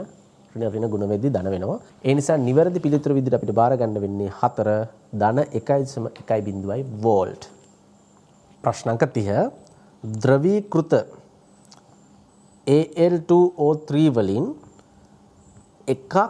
එක මවුලයක් ලෝහමය ඇලුමිනියම් තැම්පත් කිරීමට අවශ්‍ය විදුලියෙහි ෆැරඩේ ප්‍රමාණය කීයද කියලා අහනවා. ඒ කියන්නේ විදුලිය කොච්චර ප්‍රමාණයක් ඕනද කියලා අහනවා. හොඳට කියව ගන්න. මේක ද්‍රවීකృత Al2O3 වලින් මවුල එකක් ලෝහමය ඇලුමිනියම් තැම්පත් කිරීමට. ඒ කියන්නේ මෙතන අපි කරන්නේ කියන්නේ මේක ඔයාලා වැරදිට හිතා ගන්න එපා මෙතන. හරියට මේ කතාව අහගන්න ඕන. ලෝහමය ඇලුමිනියම්. ඒ කියන්නේ ඇලුමිනියම් මවුලයක් තැම්පත් කරන්න අවශ්‍ය විදුලියේ ෆැරඩේ ප්‍රමාණය තමයි අහන්නේ. නැතුව මේ Al2O3 වල තියෙන Al2O3 මවුලයක් ඔක්සිහරණය කරන්න යන ප්‍රමාණය නෙවෙයි. හරි? එහෙම නැතුව Al2O3 ඔක්සිහරණය කරන්න යන විදුලි ප්‍රමාණය නෙවෙයි. Al2O3 මවුලයක් ඔක්සිහරණය කරන්න යන විදුලි ප්‍රමාණය නෙවෙයි. කියලා තියෙන්නේ ද්‍රවීකృత Al2O3. ඒ කියන්නේ දැනටම ද්‍රව කරපු Al2O3 තියෙනවා. ඒකෙන් අපි වෙන් කරලා ගත්තොත් ඇලුමිනියම් ලෝහ ඇලුමිනියම් මවුලයක්. අන්නේ මවුලය හදන්න යන ඉලෙක්ට්‍රෝන ප්‍රමාණය තමයි අහන්නේ. අපි කියමු ෆැරඩේ ප්‍රමාණය විදුලි ප්‍රමාණය තමයි අහන්නේ. ඒ කියන්නේ අපි දන්නා Al2O3 වල ඇලුමිනියම් ඉන්නේ මෙහෙම ධන 3. මෙයාට ඕන ඉලෙක්ට්‍රෝන 3ක් ගත්තට පස්සේ Al මෙන්න මෙහෙම තැම්පත් වෙන ඇලුමිනියම් තැම්පත් වෙනවා. ඒ කියන්නේ එක ඇලුමිනියම් මවුලයක් තැම්පත් කරගන්න අපිට ඉලෙක්ට්‍රෝන මවුල 3ක් ඕන. හරි? අපි දන්නවා එක ඉලෙක්ට්‍රෝන මවුලයක් කියන්නේ ෆැරඩේ 1යි. එහෙනම් ඉලෙක්ට්‍රෝන මවුල 3ක් කියන්නේ කීයද? ෆැරඩේ 3යි. හරිම ලේසි. නිවැරදි පිළිතුර වෙන්නේ අංක 3. ප්‍රශ්න අංක 31. අපි හැමෝම දන්නවා බහුවර්ණ පේපර් එකේ ප්‍රශ්න 10ක් එනවා. ප්‍රකාශ 4ක් දීලා නිවැරදි මොනවද කියලා බලලා ගැළපෙන සංයෝජනය අනුව ගන්න. AB හරි නම් 1, BC හරි නම් 2 ඔය විදිහට. හරි. 31 වෙනි ප්‍රශ්න බලමු. ඉලෙක්ට්‍රෝන වල ගුණ පිළිබඳ පහත ප්‍රකාශ අතුරින් නිවැරදි මොනවාද? මේවා හරිම බේසික්ස්, හරිම සරල දේවල්. ඒ නිසා වරද්ද ගන්න එපා. මම හැමදාම කියනවා වගේ මේ වගේ ප්‍රශ්න අමාරුයි කියන්නේ ඔයාලට තියෙන කෙමිස්ට්‍රි නොලෙජ් එක පිළිබඳ ගැටලුවකට වඩා ප්‍රශ්න කරලා නැති ගැටලුව. එක්ස්පීරියන්ස් එක මදිකම. මොකද එකම දේ තමයි හැමදාම අහන්න තියෙන්නේ. ඉලෙක්ට්‍රෝන වල ගුණ තියෙන ටිකයිනේ. ඉතින් ඉලෙක්ට්‍රෝන වල ගුණ ගැන මේ අවුරුද්ද ප්‍රශ්නයක් ඇහවත් ඊළඟ අවුරුද්ද ප්‍රශ්නයක් ඇහවත් අවුරුදු 5කින් ප්‍රශ්නයක් ඇහවත් අහන්න තියෙන එකම දේවල් සෙට් එක. ඒ නිසා ප්‍රශ්න 5ක් කරොත් එකම වගේ අනිත් ප්‍රශ්නේ ඊළඟ අවුරුද්දට එන ප්‍රශ්නේ අනිවාර්යෙන් කරගන්න පුළුවන්. බලමු. ඉලෙක්ට්‍රෝනයක ස්කන්ධය ආසන්න වශයෙන් ප්‍රෝටෝනයක ස්කන්ධයෙන් 18361කින් පංගුවක්ලු. හරියට හරි. අපි දන්නවා පරමාණුවක් ගත්තොත් උපපරමාණු අංශු වර්ග 3ක් තියෙනවා අපේ සිලබස් එකට.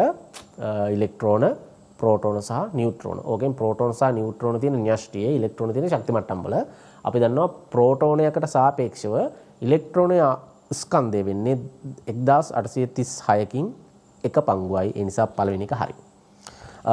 මේකත් කියන ආසන්න වශයෙන් ප්‍රෝටෝනයක් සහ නියුට්‍රෝනයක ස්කන්ධය සමානයි. හරි. ඉලෙක්ට්‍රෝනයට අංශුමය හා තරංගමය යන ආකාර ඉලෙක්ට්‍රෝනය අංශුමය හා තරංගමය යන දෙආකාර ස්වභාවයෙන්ම පෙන්වයි. හරියට හරි. ඉලෙක්ට්‍රෝන වලට තරංග ලෙස හැසිරෙන්නත් පුළුවන්, අංශු ලෙස හැසිරෙන්නත් පුළුවන්. තරංග හා අංශු ලෙස දෙකම එකපාර හැසිරෙන්නත් පුළුවන්. ඉලෙක්ට්‍රෝනේ මාර සීන් දාන්නේ. හරිද? ඒ නිසා B ප්‍රකාශයත් හරි. C පරමාණුවක ඉලෙක්ට්‍රෝනයේ ශක්තිය කොන්ටනීකරණය වී ඇත. කොන්ටයිස් වෙලා තියෙනවලු. හරියට හරි ඉලෙක්ට්‍රෝනයේ ශක්තිය කොන්ටයිස් වෙලා තියෙනවා. ඉතින් අපි මොනවද ඔය පිළිබඳ වැඩිදුර හදාරන්න පුළුවන් ඔයාලට ෆිසික්ස් වලදී මට මතක විදිහට මොකක්ද අයින්ස්ටයින්ට නොබෙල් ටැග් හම්බුන එක මේ ප්‍රකාශ විද්‍යුත් ආචරණය අන්නේ පාඩමටදී ඔක ලස්සනට තේරෙනවා. ඒ නිසා ෆිසික්ස් කරන කෙනෙකුට නම් මෙතනින් එහාට nothing. ෆිසික්ස් කරන්නේ නැති කෙනෙක් අපේ දරුවෙක් බලන් ඉන්නවනේ මතක තියාගන්න පරමාණු ඉලෙක්ට්‍රෝන ශක්තිය කොන්ටනීකරණය වෙලා තිනවා කොන්ටයිස් වෙලා තිනවා. ඒ නිසා තමයි ශක්ති මට්ටම් උපකක්ෂය අනම්මනම් පිහිටන්නේ. ඒවා ක්වොන්ටම් අංක ගැන කතා කරද්දිත් ඔයාලට හදාරන්න පුළුවන්. ඒ නිසා C ප්‍රකාශයත් හරි. දැනටම දන්නවනේ උත්තරේ පහනේ. ඇයි? AB හරිනම් 1, BC හරිනම් 2, CD හරිනම් 3, AD හරිනම් 4 වෙන සංයෝජන නම් 5. දැනට ABC 3ම හරි. ඒ නිසා පිළිතුර 5 අපි නිකමට D වරත් බලමු. උදාසීන පරමාණුක ඉලෙක්ට්‍රෝන 3Dට පෙර 4x කාක්ෂික පෙරවීමට පටන් ගනී. හරි. හරියට හරි. හැබැයි පොඩ්ඩක් අවුල්ලන තැන් දෙකක් තියෙනවනේ. මතකද කොපර් සහ ක්‍රෝමියම්.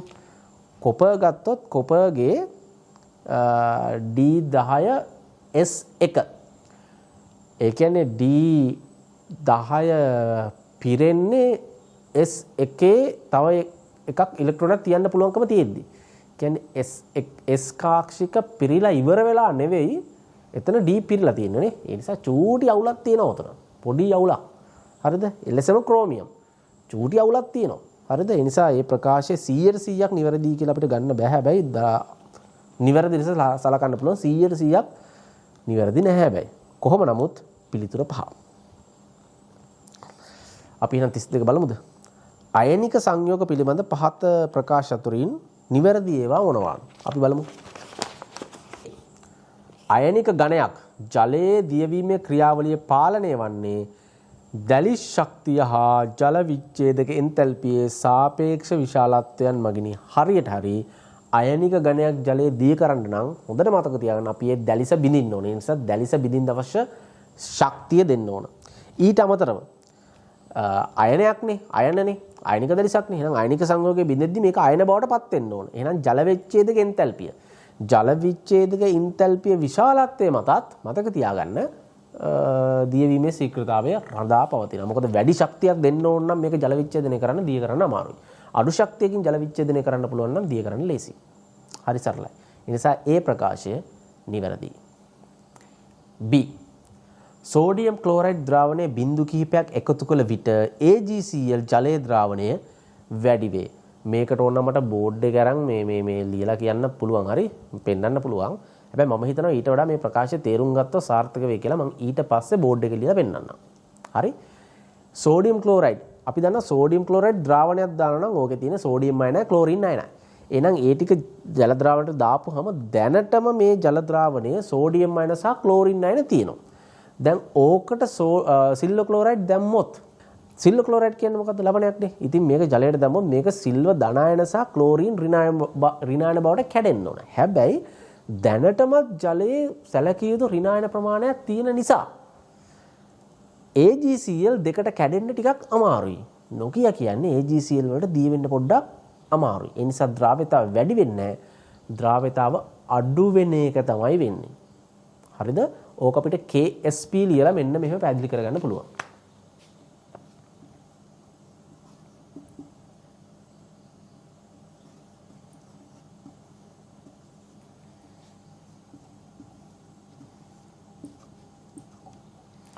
මේකනේ KSP කියන්නේ. අපි දන්නවා මෙයා නියතයක් මෙයා වෙනස් වෙන්නේ උෂ්ණත්වය මත පමණයි.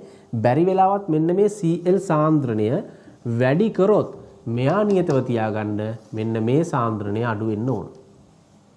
දැනටමත් ක්ලෝරින් සාන්ද්‍රණය යම් ප්‍රමාණයක් තියෙනවා නම් ක්ලෝරින් මූල ප්‍රමාණයක් තියෙනවා නම් ද්‍රාවණයේ එහෙනම් Cl සාන්ද්‍රණය වැඩි.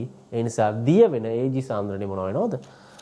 අඩු වෙන්න ඕන. අන්න එහෙම ඔක සරලව හිතන්නත් පුළුවන්. ඕනනම් මේක සමීකරණයක් ලියලා හදා ගන්න පුළුවන් සමතුලිතතා සමීකරණේ. එච්චර දරුණුවට එච්චර දුරට යන්න ඕනේ නැහැ මේකට. ඒ නිසා B ප්‍රකාශය වැරදි.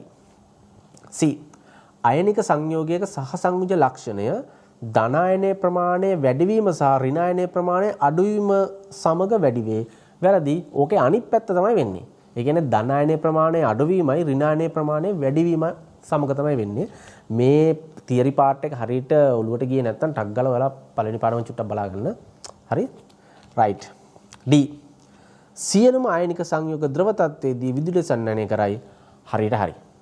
ආයනික සංයෝග ද්‍රව සහ ජලීය කියන අවස්ථා දෙකේම විදුලිය සන්නනය කරනවා. හැබැයි ආයනික සංයෝග ඝන තත්ත්වයේදී විදුලිය සන්නනය කරන්න. ඒකට හේතුව තමයි සචල අයන හෝ සචල ඉලෙක්ට්‍රෝන නොමැති නිසා.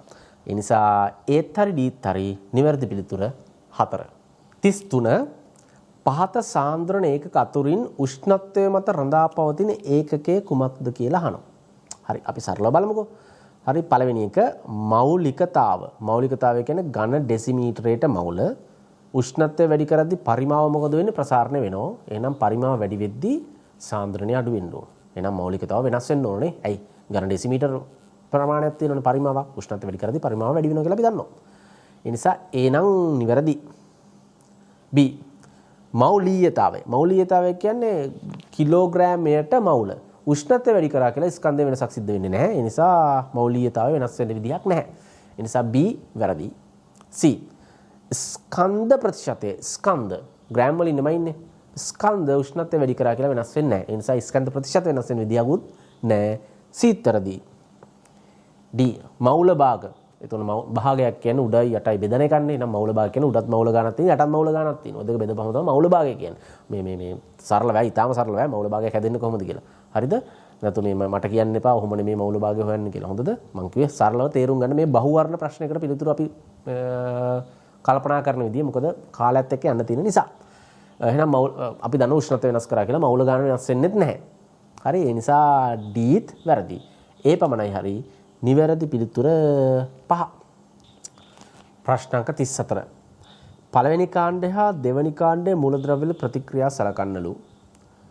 පළවෙනි කාණ්ඩය කියන්නේ ක්ෂාර ලෝහ, දෙවෙනි කාණ්ඩය කියන්නේ ක්ෂාර පාංශු ලෝහ. අයනික නයිට්‍රයිඩයක් වන ලිතියම් නයිට්‍රයිඩ් Li3n සාධන එකම පළවෙනි කාණ්ඩයේ මූලද්‍රව්‍ය ලිතියම් වේ. හරියට හරි අපි ඉගෙනගෙන තියෙනවා විකර්ණ සම්බන්ධතාවය කියලා එකක්. මැග්නීසියම් විකර්ණය ඔස්සේ තමයි ලිතියම් පිහිටන්නේ. ඒ නිසා මැග්නීසියම් දක්වන ගොඩාක් ප්‍රතික්‍රියා ලිතියම් දක්වනවා. මොකද මැග්නීසියම් නයිට්‍රයිඩ් හදනවා. එහෙනම් ලිතියම් නයිට්‍රයිඩ් හදනවා. ඒ නිවැරදි. B බෙරිලියම් හයිඩ්‍රොක්සයිඩ් උභයගුණී වන අතර අම්ල සහ භස්ම දෙක සමගම ප්‍රතික්‍රියා කරයි. හරියට හරි. උභයගුණී ඔක්සයිඩ් කියන්නේ මතක තියාගන්න. උභයගුණී කියන එකේ තේරුම තමයි අම්ලත් එක්ක ප්‍රතික්‍රියා කරනවා, භස්මත් එක්ක ප්‍රතික්‍රියා කරනවා. B හරි.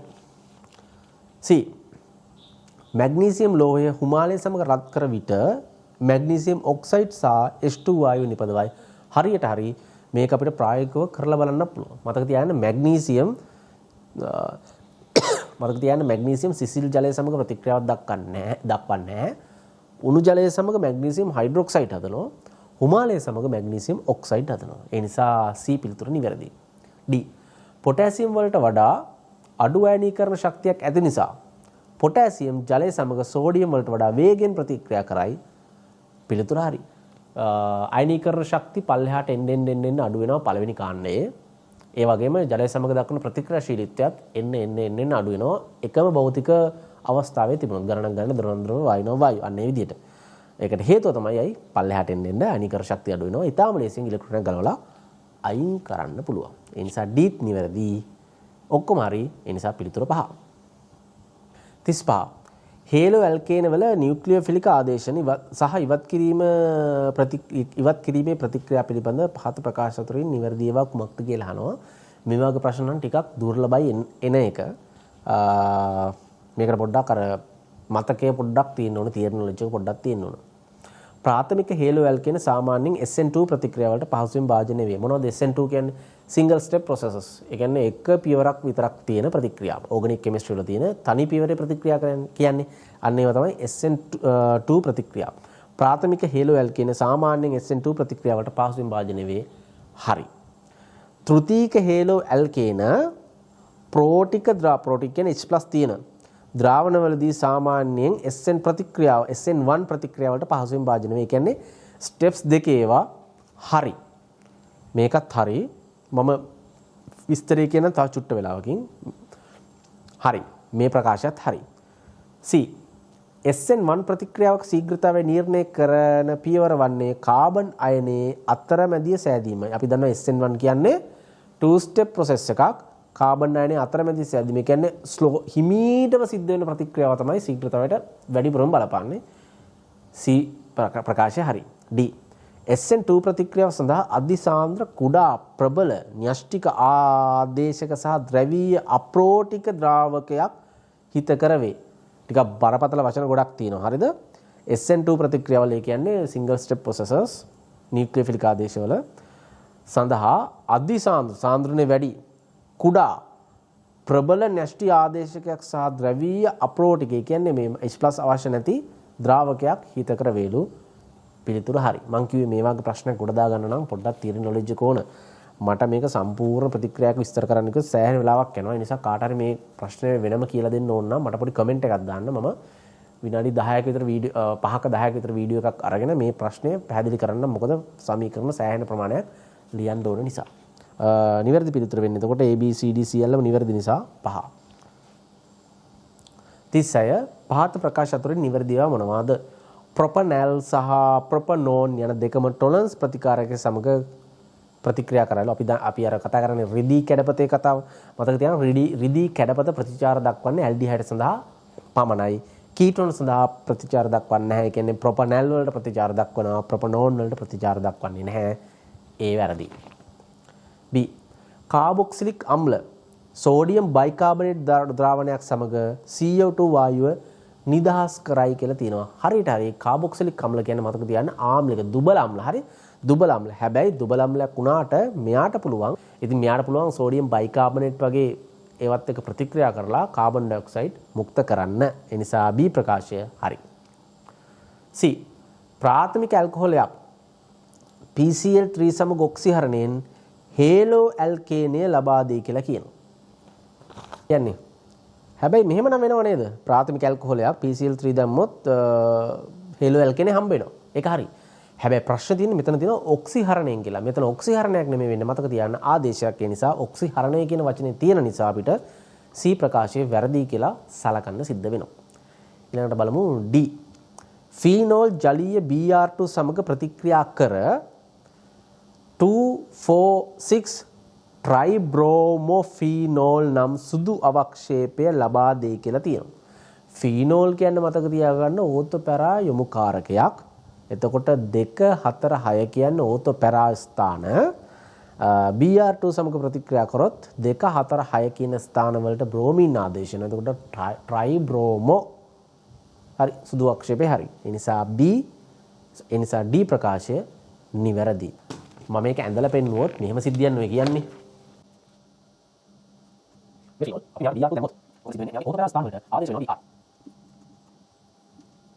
ස්ථාන කියන්නේ 1 2 3 4 5 6 නේ හරිනේ. 2 4 6 2 4 6 ට්‍රයිබ්‍රෝමෝ වැඩේ හරි. ඒ නිසා D පිළිතුර නිවැරදි. එතකොට BD නිවැරදි. ඒ කියන්නේ නිවැරදි පිළිතුර 5. දැන් වලට පොඩ්ඩක් තේරෙන්න ඕන මේ 31 ඉඳන් 40 වෙනකන් තියෙන ප්‍රශ්න වලට මම වැඩි බෝඩ් එක පාවිච්චි කරේ නැහැ. මම බෝඩ් එක පාවිච්චි කරේ නැහැ කියන්නේ ඔයාලා පෑන පැන්සල් පාවිච්චි කරන්න ඕනෙත් නැහැ. මොකද අතින් ලියන දෙයක් නැහැ. මේ පොඩ්ඩක් අපේ IQ එක එතකොට අපේ තියරි නොලෙජ් එක අපේ කෙමිස්ට්‍රි පිළිබඳව තියෙන අවබෝධය තමයි මේ ප්‍රශ්න වලින් චෙක් කරන්නේ. 37 බලමු. කෘත්‍රිම බහු අවයවික පිළිබඳ පහත ප්‍රකාශ අතුරින් නිවැරදි ඒවා මොනවද කියලා අහනවා. හොඳට ඔළුවේ තියාගන්න මේක කර්මාන්ත රසායන ප්‍රශ්නයක්. නයිලෝන් 66 යනු හෙක්සේන් ඩයොක්සික් අම්ලය සහ හෙක්සේන් 1,6 ඩයිඇමින් වලින් සෑදෙන ඝනීභවනය වූ බහු අවයවයකි. හරියට හරි මම ප්‍රතික්‍රියා මේ පැත්තේ දාන්නම්. මම කිව්වේ මේවා කර්මාන්ත රසායනයේ තියෙන ඒවා. පාඩම හොඳට අධ්‍යයනය කරා නම් ඒකෙන් ප්‍රශ්න කරා නම් මේ වචන මේ අණු වල හැඩ මේවා ටක් ගාලා ඔලුවට එනවා. එහෙම නැතුව එකපාර පාඩම් කරන්න ගියොත් ටිකක් අමාරුයි තමයි. ඒකයි මම නිතරම කියන්නේ මොකක් හරි බැරි දෙයක් තියෙනවා නම් කෙමිස්ට්‍රි වල නිතර ප්‍රශ්න කරන්න. නිතර ප්‍රශ්න කරොත් ඔයාලා එක වාගේ ප්‍රශ්න 10ක් ඊළඟ ප්‍රශ්නේ වැඩි අමාරුවක් වෙන්නේ නැහැ. මම කියන්නේ ලේසි කියලා. වැඩි අමාරුවක් වෙන්නේ නැහැ. ඔයාලා ප්‍රශ්න 20ක් කරොත් ඊටත් වඩා ලේසි.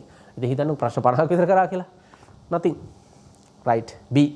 PVC polyvinyl chloride යනු ආකලන බහුවයවයකි. හරියට හරි vinyl chloride සංගණනය වෙලා තමයි PVC හැදෙන්නේ. polyvinyl chloride ආකලන බහු අවයවිකයක්. හරියට හරි. එහෙනම් බීත් නිවැරදි.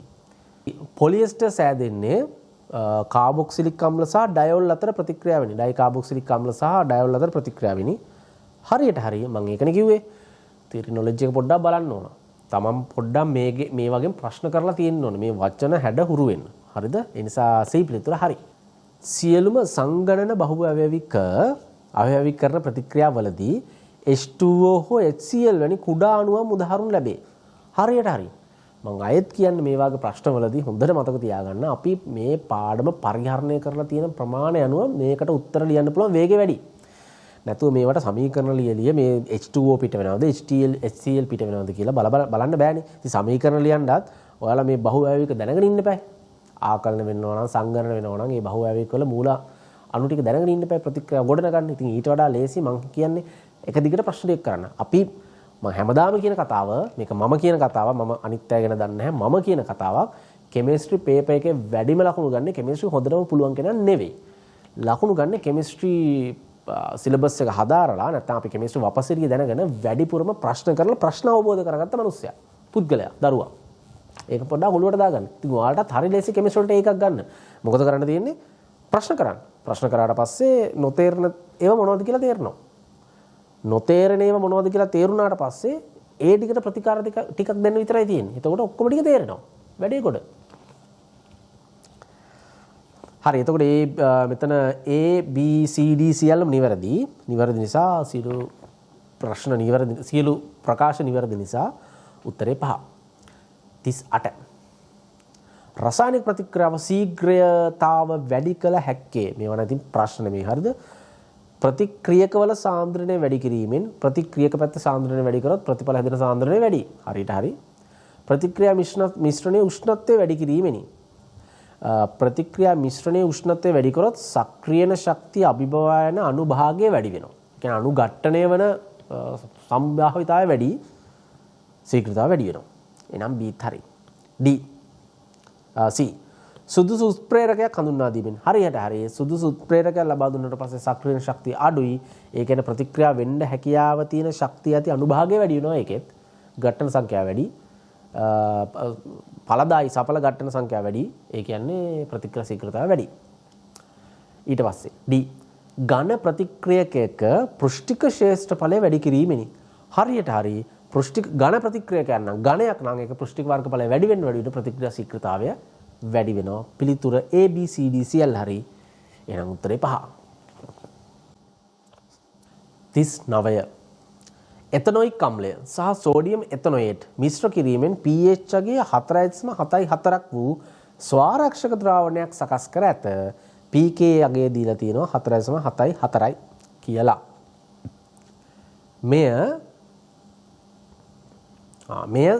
මෙහි ස්වාරක්ෂණය පිළිබඳ නිවැරදි ප්‍රකාශය මොකක්ද කියලා අහනවා.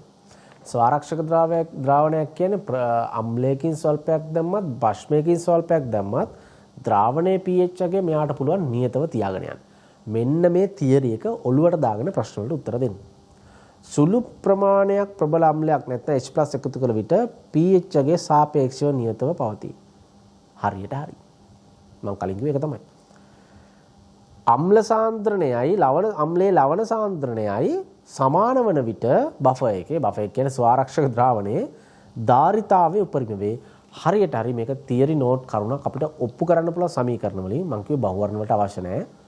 මේ ප්‍රකාශය නිවැරදි. C ඇසිටේට් සමතුලිතතාවය පවතිනවලු. ඇසිටික් ඇසිඩ් ඇසිටික් අම්ලය එතනොයික් අම්ලය ඇසිටික් ඇසිඩ් කියන්නේ එතනොයික් අම්ලය හරි. එතනොයික් අම්ලය සමතුලිතතාවය පවතිනවලු එතනොයේට් සහ H+ සමතුලිතතාවයෙන්. ලේචට්ලියගේ මූලධර්මය අනුව විතැන් කිරීමෙන් ස්වාරක්ෂක ක්‍රියාවලිය සිදු කරයිලු. ලේචට්ලිය මූලධර්මය කියන්නේ එක පැත්තකින් මොනවා හරි පොඩ්ඩක් අඩු කරොත් ඒ අඩු වෙන දේ හැදෙන්න බලපානවා කියන එක. එක පැත්තකට මොනවා හරි වැඩි කරොත් ඒ වැඩි වෙන දේ අඩු වෙන්න ක්‍රියා කරනවා කියන එක. ඒ පැත්තට නැඹුරු වෙනවා කියන එක. හරිනේ. ඉතින් H+ චුට්ටක් දැම්මොත් මොකද වෙන්නේ? එතනොයේට් අයන H+ සමග එකතු වෙලා එතනොයික් අම්ලය හදනවා. H+ සාන්ද්‍රණය චුට්ටක් අඩු කරනවා. H+ අයින් කරගන්න ගත්තොත් එතනොයික් අම්ලය විඝටනය වෙලා H+ දෙනවා අඩුන H+ වලට.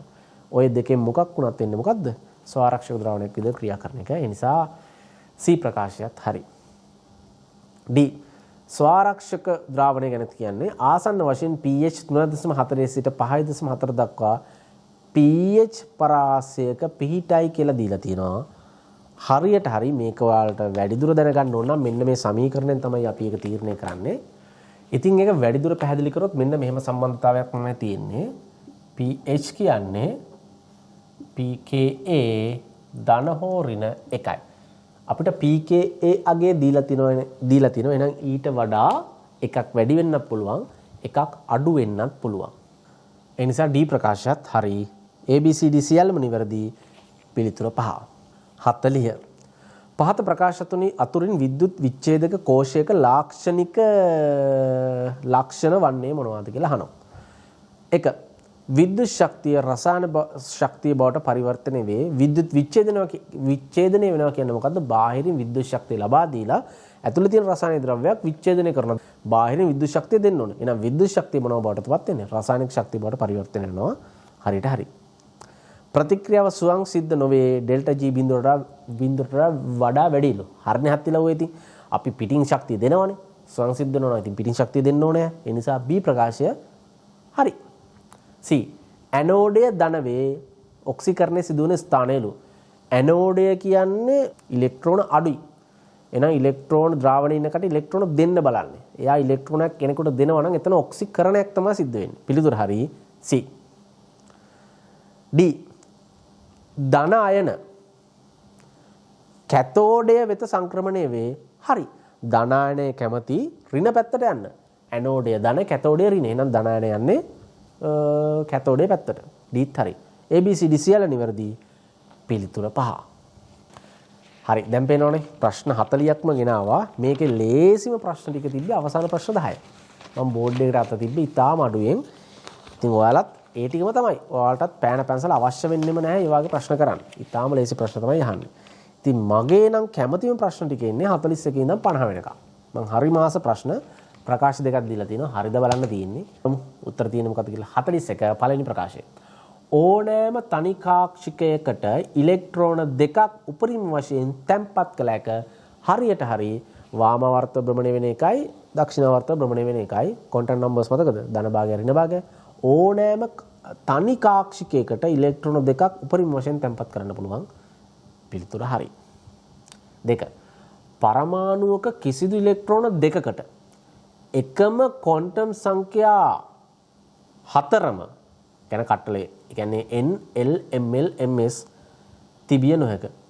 හරියට හරි. අපි හිතමු එකම කාක්ෂිකය උඩ තියෙන එක. උඩ තිබ්බ කාක්ෂිකය.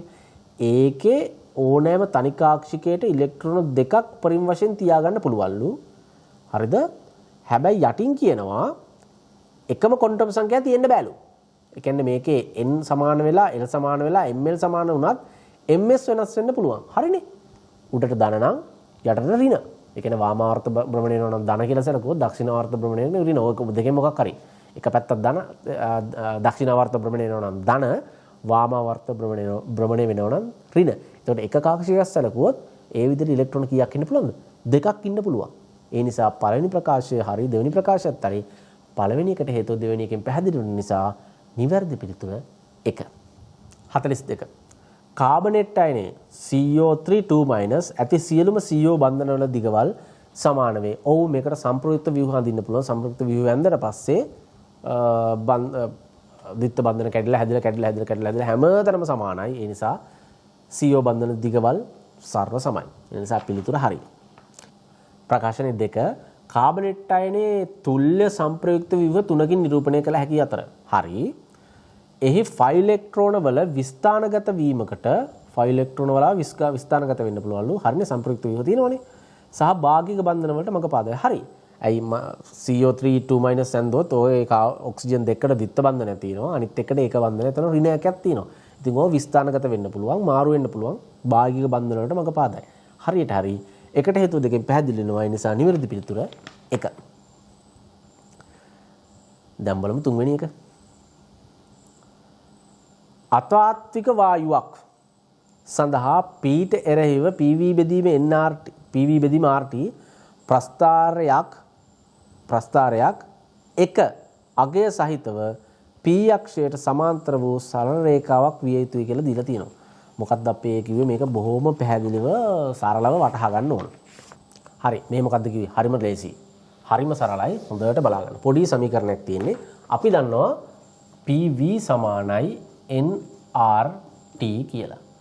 අපි RT මේ පැත්තට ගෙනාවොත් අපිට හම්බ වෙනවා PV බෙදීම RT සමානයි n කියලා. n කියන්නේ මවුල ගණන. ඉතින් අපි මවුල ගණන එකක් කියලා උපකල්පනය කරොත් PV බෙදීම RT සමානයි කීයද? එකක් කියලා වෙනවා. එහෙනම් එකට සාපේක්ෂව සමාන්තර අක්ෂයක ගමන් කරනවා ප්‍රස්ථාරයන් දොත් පළවෙනි ප්‍රකාශය නිවැරදි වෙනවා.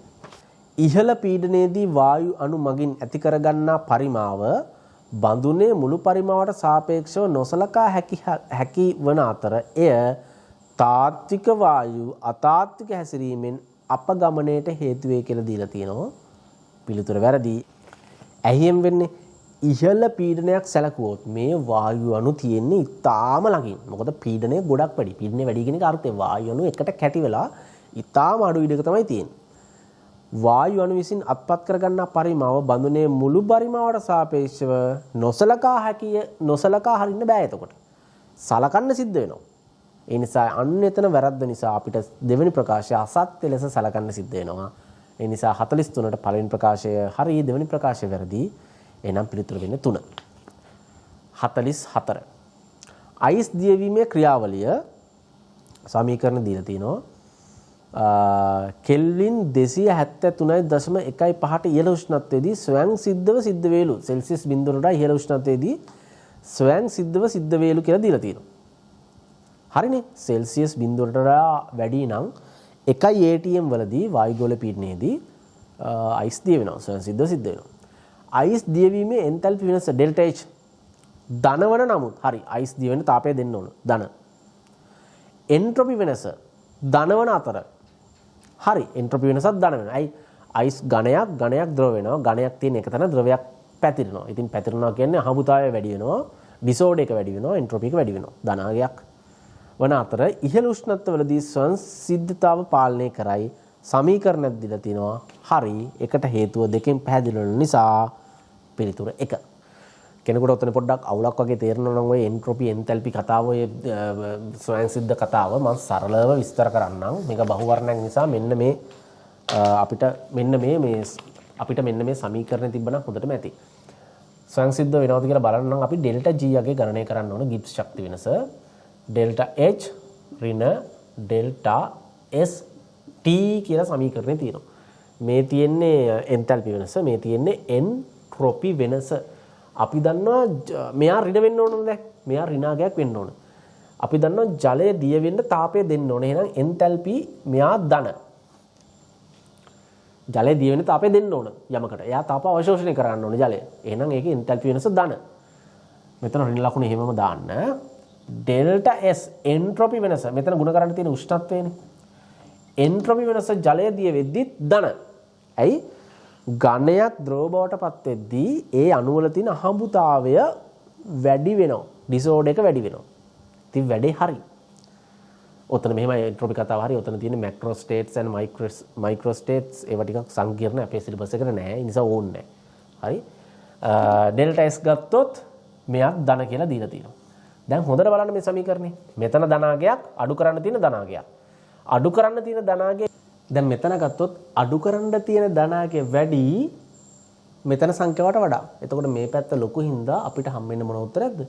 ඍණ උත්තරයි. ඒ කියන්නේ උෂ්ණත්වය වැඩි කරද්දී ඩෙල්ටා G මොන වෙනවද? ඍණාගයක් වෙනවා. ඒ කියන්නේ ප්‍රතික්‍රියාව ස්වයං සිද්ධව සිද්ධ වෙනවා. ඒ කියන්නේ පිළිතුර 1 එකට හේතුව දෙකෙන් පැහැදිලි වෙන නිසා. 45 13 කාණ්ඩයේ මූලද්‍රව්‍යවලදී 13 කාණ්ඩය කියන්නේ මේ ඇලුමිනියම් වගේ ඉන්න කාණ්ඩනේ කියන්නේ 13 කාණ්ඩයේ මූලද්‍රව්‍යවලදී 3 ධන 3 ඔක්සීකරණක තත්වයේ ස්ථායීතාව කාණ්ඩයේ පහළට යන විට අඩු වේ. දැන් මේ මොකද්ද කියන්නේ බලන්න 13 වෙනි කාණ්ඩය කියන්නේ බෝරෝන් ඇලුමිනියම් ඔය ඉන්න කාණ්ඩයේ ධන 3 ඔක්සීකරණ තත්වයේ ස්ථායීතාවය කාණ්ඩයේ පහළට යද්දී අඩු වෙනවලු. කියන්නේ යාලා හදන්න අකමැති ධන 3 කියලා කියන්නේ කාණ්ඩයේ පහළට යද්දී. ඉතින් කතාව හරි. ඇලුමිනියම් බෝරෝන් වගේ කට්ටිය ධන 3 හැදුවට ඔය ටැලියම් වගේ මූලද්‍රව්‍ය ධන 3 ඔක්සීකරණ අවස්ථාව දුර්ලභයි. ඒ නිසා මතක තියාගන්න 13 වෙනි කාණ්ඩයේ පහළට යද්දී ඔක්සීකරණ අවස්ථාව ධන 3 කියන එක unstable අස්ථායි අවස්ථාවක් බවට පත් වෙනවා. දෙවෙනි ප්‍රකාශය 13 මූලද්‍රව්‍ය වල පහළ ඔක්සිකරණ තත්වයේ ස්ථායීතාව කාණ්ඩයේ පහළට යන විට වැඩිවන්නේ සංයුතා S ඉලෙක්ට්‍රෝන බන්ධන වලට සහභාගී වීමට අකමැති වන අක්‍රීය යුගල ආචරණය inner pair effect හේතු වෙනි. මේක පොඩ්ඩක් තියරි වලට බර ප්‍රශ්නයක්. පිළිතුර හරි. ඔය inner pair effect එක හින්දා තමයි ඇත්තටම ධන තුන ඔක්සිකරණ අංකය දුබල වෙන්නේ පල්ලෙහාට යද්දි. හැබැයි ප්‍රශ්නේ තියෙන්නේ අපේ සිලබස් එක තුල මේ inner pair effect ගැන කතා කරන්නේ බොහොම අඩුවෙන්. ඒ නිසා මේ ප්‍රශ්නය මේ සම්භාවිතාවය නම් මම ටිකක් අඩුවෙන් තමයි සලකන්නේ. කොහොම නමුත් එකත් හරි දෙකත් හරි එකට හේතු දෙකකින් පැහැදිලි වෙන නිසා පිළිතුර 1. ලැක්ටික් අම්ලය යනු ප්‍රකාශ සක්‍රීය සංයෝගයකි. හරියට හරි අසම්මිතික කාබන් පරමාණුවක් තියෙන නිසා ප්‍රකාශ සක්‍රීයයි. ඒ නිසා පිළිතුර හරි. 2. ලැක්ටික් අම්ලයේහි අසමමිතික කාබන් පරමාණුවක් අඩංගු වේ. හරිනේ මම කලින් කිව්වේ. ඒක හින්දා තමයි මෙයා ප්‍රකාශ සමාවිකතාවය පෙන්වන්නේ. ඒ කියන්නේ ද්‍රවීකරණය කරපු පෝලරයිස් කරපු ලයිට් යවද්දී මෙයා දෙපැත්තට හැරෙනවා. LD ප්‍රකාශ සමාවිකතා දෙකක්. එතකොට LD ඒවා අපි වෙනම තියරි කොටසක් මෙතනට අවශ්‍ය වෙන්නේ නැහැ. මම කියන්නේ ගියේ අසම්මිතික කාබන් පරමාණුවක් තියෙන නිසා තමයි ලැක්ටික් අම්ලය ප්‍රකාශ සක්‍රීය සංයෝගයක් බවට පත් වෙන්නේ. පිළිතුර 1. ඊට පස්සේ 47 පේනවනේ මේ ප්‍රශ්න වලට මම වැඩි වෙලාව ගන්න නැහැ. මොකද පෑනක් අල්ලන්න ඕනිත් නැහැ. මේකෙන් චෙක් කරන්න මතක තියාගන්න අපේ කෙමිස්ට්‍රි පිළිබඳ අවබෝධය. ඉතින් අවබෝධය ඔළුවට ප්‍රත්‍යක්ෂ වෙන්න නම් නිතර මේ දේවල් ප්‍රගුණ කරන්න ඕන. නිතර එකම જાතිය ප්‍රශ්න කරන්න ඕන. එතකොට තමයි මේක හරියට අපි කියන්නේ පත්තියන් වෙනවා කියලා. ඇඟට පත්තියන් වෙන්නේ. 47 බලමු. 2 බ්‍රෝමෝ බියුටේන් ඇල්කොහොලීය KOH වැනි ප්‍රබල භස්මයක් සමග ප්‍රතික්‍රියා කළ විට බියුටීන් 2 ඊන් ප්‍රධාන ඵලය වේ. හරි. අපි ලියලා බලමු.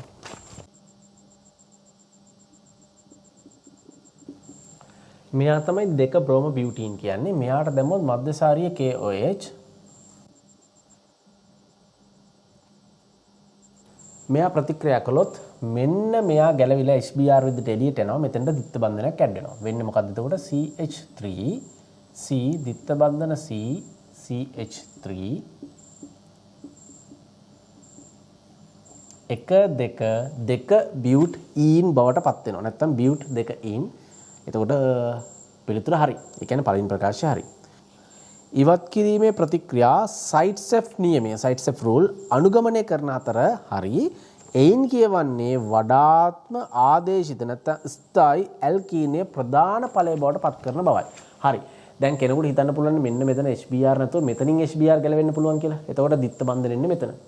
හරි. දිත්ත බන්ධනය ආවට පස්සේ ඔයාලට තේරෙනවා මේ පැත්තේ ආර් කාණ්ඩය ලොකුයි අර පැත්තේ ආර් කාණ්ඩය අඩුයි. කුඩයි. ඉතින් මේක ඊට වඩා මැදට આવොත් දෙපැත්තේම ආර් කාණ්ඩ සමාන නිසා මේවල ඉලෙක්ට්‍රෝන ඝනත්ව සමානයි. ඒ කියන්නේ එක පැත්තක්වත් ද්‍රවීකරණය වෙන්න දෙන්නේ නැතුව තියාගන්න පුළුවන්. ඒ කියන්නේ අණුව වඩා ස්ථායි. එතකොට තමයි සමමිති ඒ කියන්නේ එතකොට තමයි සමානව එතකොට තමයි ඇත්තටම මේ දිත්ත බන්ධනේ එතකොට තමයි ඇත්තටම මේ දිත්ත බන්ධනයේ ස්ථායීතාව අපිට වැඩි කරගන්න පුළුවන් වෙන්නේ. එක පැත්තකට හරි ආර් කාණ්ඩයක් වැඩි වුණොත් ඒ පැත්තෙන් එන ඉලෙක්ට්‍රෝන වල තියෙන පුෂ් එක, ඒ කියන්නේ ඉලෙක්ට්‍රෝන වල තියෙන තල්ලුව වැඩි. ඒ නිසා බන්ධනය කඩන්න පුළුවන් ඕන. හැබැයි දෙපැත්තම සම්මිතිකව තිබ්බොත් ආර් කාණ්ඩ දෙපැත්තෙන් වෙන පුෂ් එක සමානයි නැත්නම් දෙපැත්තෙන් වෙන බලපෑම සමාන නිසා මෙතන දිත්ත බන්ධනේ වඩා ස්ථායි. ඒ නිසා සයිට්සෙෆ් රූල් එකට අනුව මේ ඵලය තමයි හැදෙන්නේ. ඒකට හේතුව 2. ඒ නිසා නිවැරදි පිළිතුර 1. ඔයාලා පොඩ්ඩක් කමෙන්ට් කරන්න ඕන නම් මේ පිළිබඳව ඕගනික් කෙමිස්ට්‍රි වල ඒ වගේ තියෙන සරල සිද්ධි විස්තර කරන්න ඕන නම් මම වීඩියෝ එකක් කරන් එන්නම් ඔයාලා එක්සෑම් ලියන්න කලින්. 48 සෝඩියම් සල්ෆේට් ජලීය ද්‍රාවණයක ඇති කැල්සියම් සල්ෆේට් වල ද්‍රාව්‍යතාව පිරිසිදු ජලයේ ද්‍රාව්‍යතාවට වඩා අඩුයි. ඇයි ඒ සල්ෆේට් යන වැඩි නිසා. අපි කලින් කතා කරා මතකද සිල්වර් ක්ලෝරයිඩ් සීන් එක. ඒ නිසා ඒ ප්‍රකාශය හරි. දෙවෙනි ප්‍රකාශය කැල්සියම් සල්ෆේට් ද්‍රාවණයකට සෝඩියම් සල්ෆේට් එකතු කිරීමෙන් කැල්සියම් සල්ෆේට් සඳහා වූ KSP ගේ අඩු කරයි මොන බොරුද KSP ගේ තීරණය වෙන උෂ්ණත්වය. ඒ නිසා උෂ්ණත්වය වෙනසක් ගැන සටහන් කරලා නැහනේ. 2 වැරදි 1 හරි පිළිතුර 3. පට්ට ලේසිනේ මේවා නම් හරිම ලේසි. 49 සල්ෆියුරික් නිෂ්පාදනය සඳහා වන ස්පර්ශ ක්‍රියාවලියේදී SO2 SO3 බවට පරිවර්තනය කිරීම ඉහළ පීඩනයේ හා මධ්‍ය උෂ්ණත්වයකදී සිදු කෙරේ. මේ වාගේ ප්‍රශ්නවලට පිළිතුරු දෙන්න ඕන නම් මතක තියාගන්න කර්මාන්ත රසායනය හොඳට තමන් අවබෝධ කරගෙන ඉන්න ඕන. හොඳට පාඩම් කරගෙන ඉන්න ඕන. මගේ නම් ඇඩ්වයිස් එක කර්මාන්ත රසායනය සාමාන්‍ය එක්සෑම් එකට මාස 3ක් විතර තියලා ඉවර කරගන්න ඕන. මොකද ඒක ටිකක් පාඩම් කරන්න තියෙන නිසා. දැන් ඉතින් කරන්න දෙයක් නැහැ. මතක තියාගන්න මේ ප්‍රකාශය වැරදි. මේ විදිහට නෙමෙයි ස්පර්ශ ක්‍රමයේ වෙන්නේ. ඔයාලට කර්මාන්ත රසායන ගැන ෂෝට් නෝට් එකක් ඕන නම් මට කියන්න. මම කර්මාන්ත රසායන සාමාන්‍යයෙන් පැක් වගේ ෂෝට් නෝට් එකක් හදාගන්න විදිහ වීඩියෝ එකකින් ඔයාලට කියලා දෙන්න. අවශ්‍ය නම් කමෙන්ට් එකක් දාන්න. විභාගයට යන කලින් අපි ඉක්මනට කරමු ওই ටික. එතකොට පළවෙනි ප්‍රකාශය වැරදි. දෙවෙනි ප්‍රකාශය SO2 පරිවර්තන පියවර තාපදායක වන අතර හරි වායුමය මවුල සංඛ්‍යාවේ අඩවීමක් සිදුවේ. එබැවින් ලේට් චැට්ලිය මූලධර්ම යනුව ඉහළ පීඩනයේදී හා අඩු උෂ්ණත්වයේදී ඉදිරි ප්‍රතික්‍රියාවට හිතකර වෙන්නේ. හරි. ඇයි SO2 SO3 කරන්නම් SO2 වල තියෙන සල්ෆර් එක ඔක්සිජන් දෙකයිනේ. SO3 වල සල්ෆර් එක ඔක්සිජන් තුනයි. ඒ කියන්නේ ඔක්සිජන් එකතු වෙන්න ඕන කාටද? SO2ට. ඒ කියන්නේ ප්‍රතික්‍රියක පැත්තේ තියෙන්න ඕන SO2 දන O2 කියලා එකක්. ප්‍රතිඵල පැත්තේ තියෙන්න ඕන SO3. එතකොට ප්‍රතික්‍රියක පැත්තේ මවුල ගාන වැඩි, ප්‍රතිඵල පැත්තේ මවුල ගාන අඩුයිනේ. ඒ නිසා ඩෙල්ටෙන් බිඳුනට අඩුයි කිව්වේ ඒකයි. එතකොට SO2 පරිවර්තනය වෙද්දී වායු මවුල ප්‍රමාණය අඩු වෙනවා. හරි. ඒ නිසා ඉහළ පීඩනය වැඩි කරද්දී පීඩනය අඩු කරගන්නනේ බලන්නේ. එතකොට මවුල ගාන මොනව කරගන්න ඕනද? අඩු කරගන්න ඕන. ඒ නිසා ප්‍රතික්‍රියාව දකුණු පැත්තට බර වෙනවා. දෙවෙනි ප්‍රකාශය නම් හරි. මෙතන පොඩි සමතුලිතතාව සීන් එකක් තියෙන නැතුව කර්මාන්ත රසායන නෙවෙයි. ඒ නිසා ප්‍රකාශය ගත්තොත් ඒ පළවෙනි ප්‍රකාශය වැරදි, දෙවෙනි ප්‍රකාශය හරි නිසා පිළිතුර 4. ඔන්න අපේ Gemini AI වලින් මට ලබා දුන්න මොඩල් පේපර් එකේ ගෙස් පේපර් එකේ අවසාන ප්‍රශ්නය. අපිරිසිදු ජල සාම්පලයක් සඳහා රසායනික oxygen ඉල්ලුම COD chemical oxygen demand සාමාන්‍යයෙන් ද්‍රවිත ඔක්සිජන් dissolved oxygen වලට වඩා වැඩිලු. හොඳට බලන්න මේක මොකක්ද කියන්නේ කියලා. පිරිසිදු ජල සාම්පලයක් සඳහා රසායනික ඔක්සිජන් ඉල්ලුම සාමාන්‍යයෙන් ද්‍රවිත ඔක්සිජන් ඉල්ලුමට වඩා වැඩිලු. හරි. ද්‍රවිත ඔක්සිජන් ඉල්ලුම කියන්නේ මතක තියාගන්න දිය වෙලා තියෙන ඔක්සිජන් ප්‍රමාණය. රසායනික ඔක්සිජන් ඉල්ලුම කියන්නේ නැත්නම් කෙමිකල් ඔක්සිජන් ඩිමාන්ඩ් කියන්නේ ඔය ජලයේ තියෙන කාබනික අකාබනික සියලුම ද්‍රව්‍යයන් ඔක්සිකරණය කරන්න අවශ්‍ය සම්පූර්ණ ඔක්සිජන් ප්‍රමාණය. ඒක හැම වෙලාවකදීම මතක තියාගන්න දිය වෙලා තියෙන ඔක්සිජන් ප්‍රමාණයට වඩා වැඩි. ඒ නිසා පළවෙනි ප්‍රකාශය හරි. COD මගින් සියලුම කාබනික අකාබනික ද්‍රව්‍ය ඔක්සිකරණයට අවශ්‍ය මුළු ඔක්සිජන් ප්‍රමාණය මනින් ලබන අතර. හරිනේ මම දැන් කලින් කිව්වේ. DO මගින් මනින් ලබන්නේ ජලජ ජීවීන් සඳහා ලබාගත හැකි නිදහස් ඔක්සිජන් ප්‍රමාණය පමණයි. හරි. ජලයේ දී වෙලා තියෙන ප්‍රමාණය පමණයි. හරි. නිවැරදි පැහැදිලි කිරීමක්. ඒ නිසා පිළිතුර 1. මේක සෑහෙන මහන්සිලා තමයි ජෙනරේට් කරගත්තේ. ප්‍රොම්ප්ට් එකක් ලිව්ව සාමාන්‍යයෙන් පිටු 3ක විතර ප්‍රොම්ප්ට් එකක්. සියලුම විෂය නිර්දේශයන් අප්ලෝඩ් කරලා පසුගිය පාස් පේපර් 5ක් විතර අප්ලෝඩ් කරලා ඒවා ස්ටඩි කරලා ඒවා ලර්න් කරලා ට්‍රේන් වෙලා ඊළඟ පේපර් එක ප්‍රෙඩික්ට් කරන්න කියලා තමයි කිව්වේ. මට තේරෙන විදිහට නම් ටිකක් සාර්ථකයි වගේ නේ වැඩේ. බලමු මේ පළවෙනි එකනේ. ඉතින් ඔයාලා හොඳට ස්ටඩි කරන්න. මේකේ පේපර් එකයි මාකින් ස්කීම් එකයි දෙකම මම පල්ලෙහා ඩිස්ක්‍රිප්ෂන් එකේ දාන්නම් ඩවුන්ලෝඩ් කරගන්න. ඔයාලා හොඳට අරන් බලන්න මේ පේපර් එක දෙපාරක් තුන්පාරක් හොඳ ප්‍රශ්න ටිකක් තියෙන්නේ. AI දුන්නේ ඉතින් හරි. මේ Google Gemini AI ඔයාලා කැමති කෙනෙකුට තනියෙන් try කරන්න පුළුවන්. මගේ idea එකක් තියෙනවා ChatGPT, Cloud, Grok සහ DeepSeek වලුත් මේ වැඩේම කරන්න. කැමති නම් පල්ලෙහා කමෙන්ට් එකක් දාන්න. හරි. එහෙනම් හොඳට එක්සෑම් ලියන්න. ජයග්‍රහණය කරන්න. හැමෝටම සුබ පතනවා. එහෙනම් හැමෝටම ජය වේවා.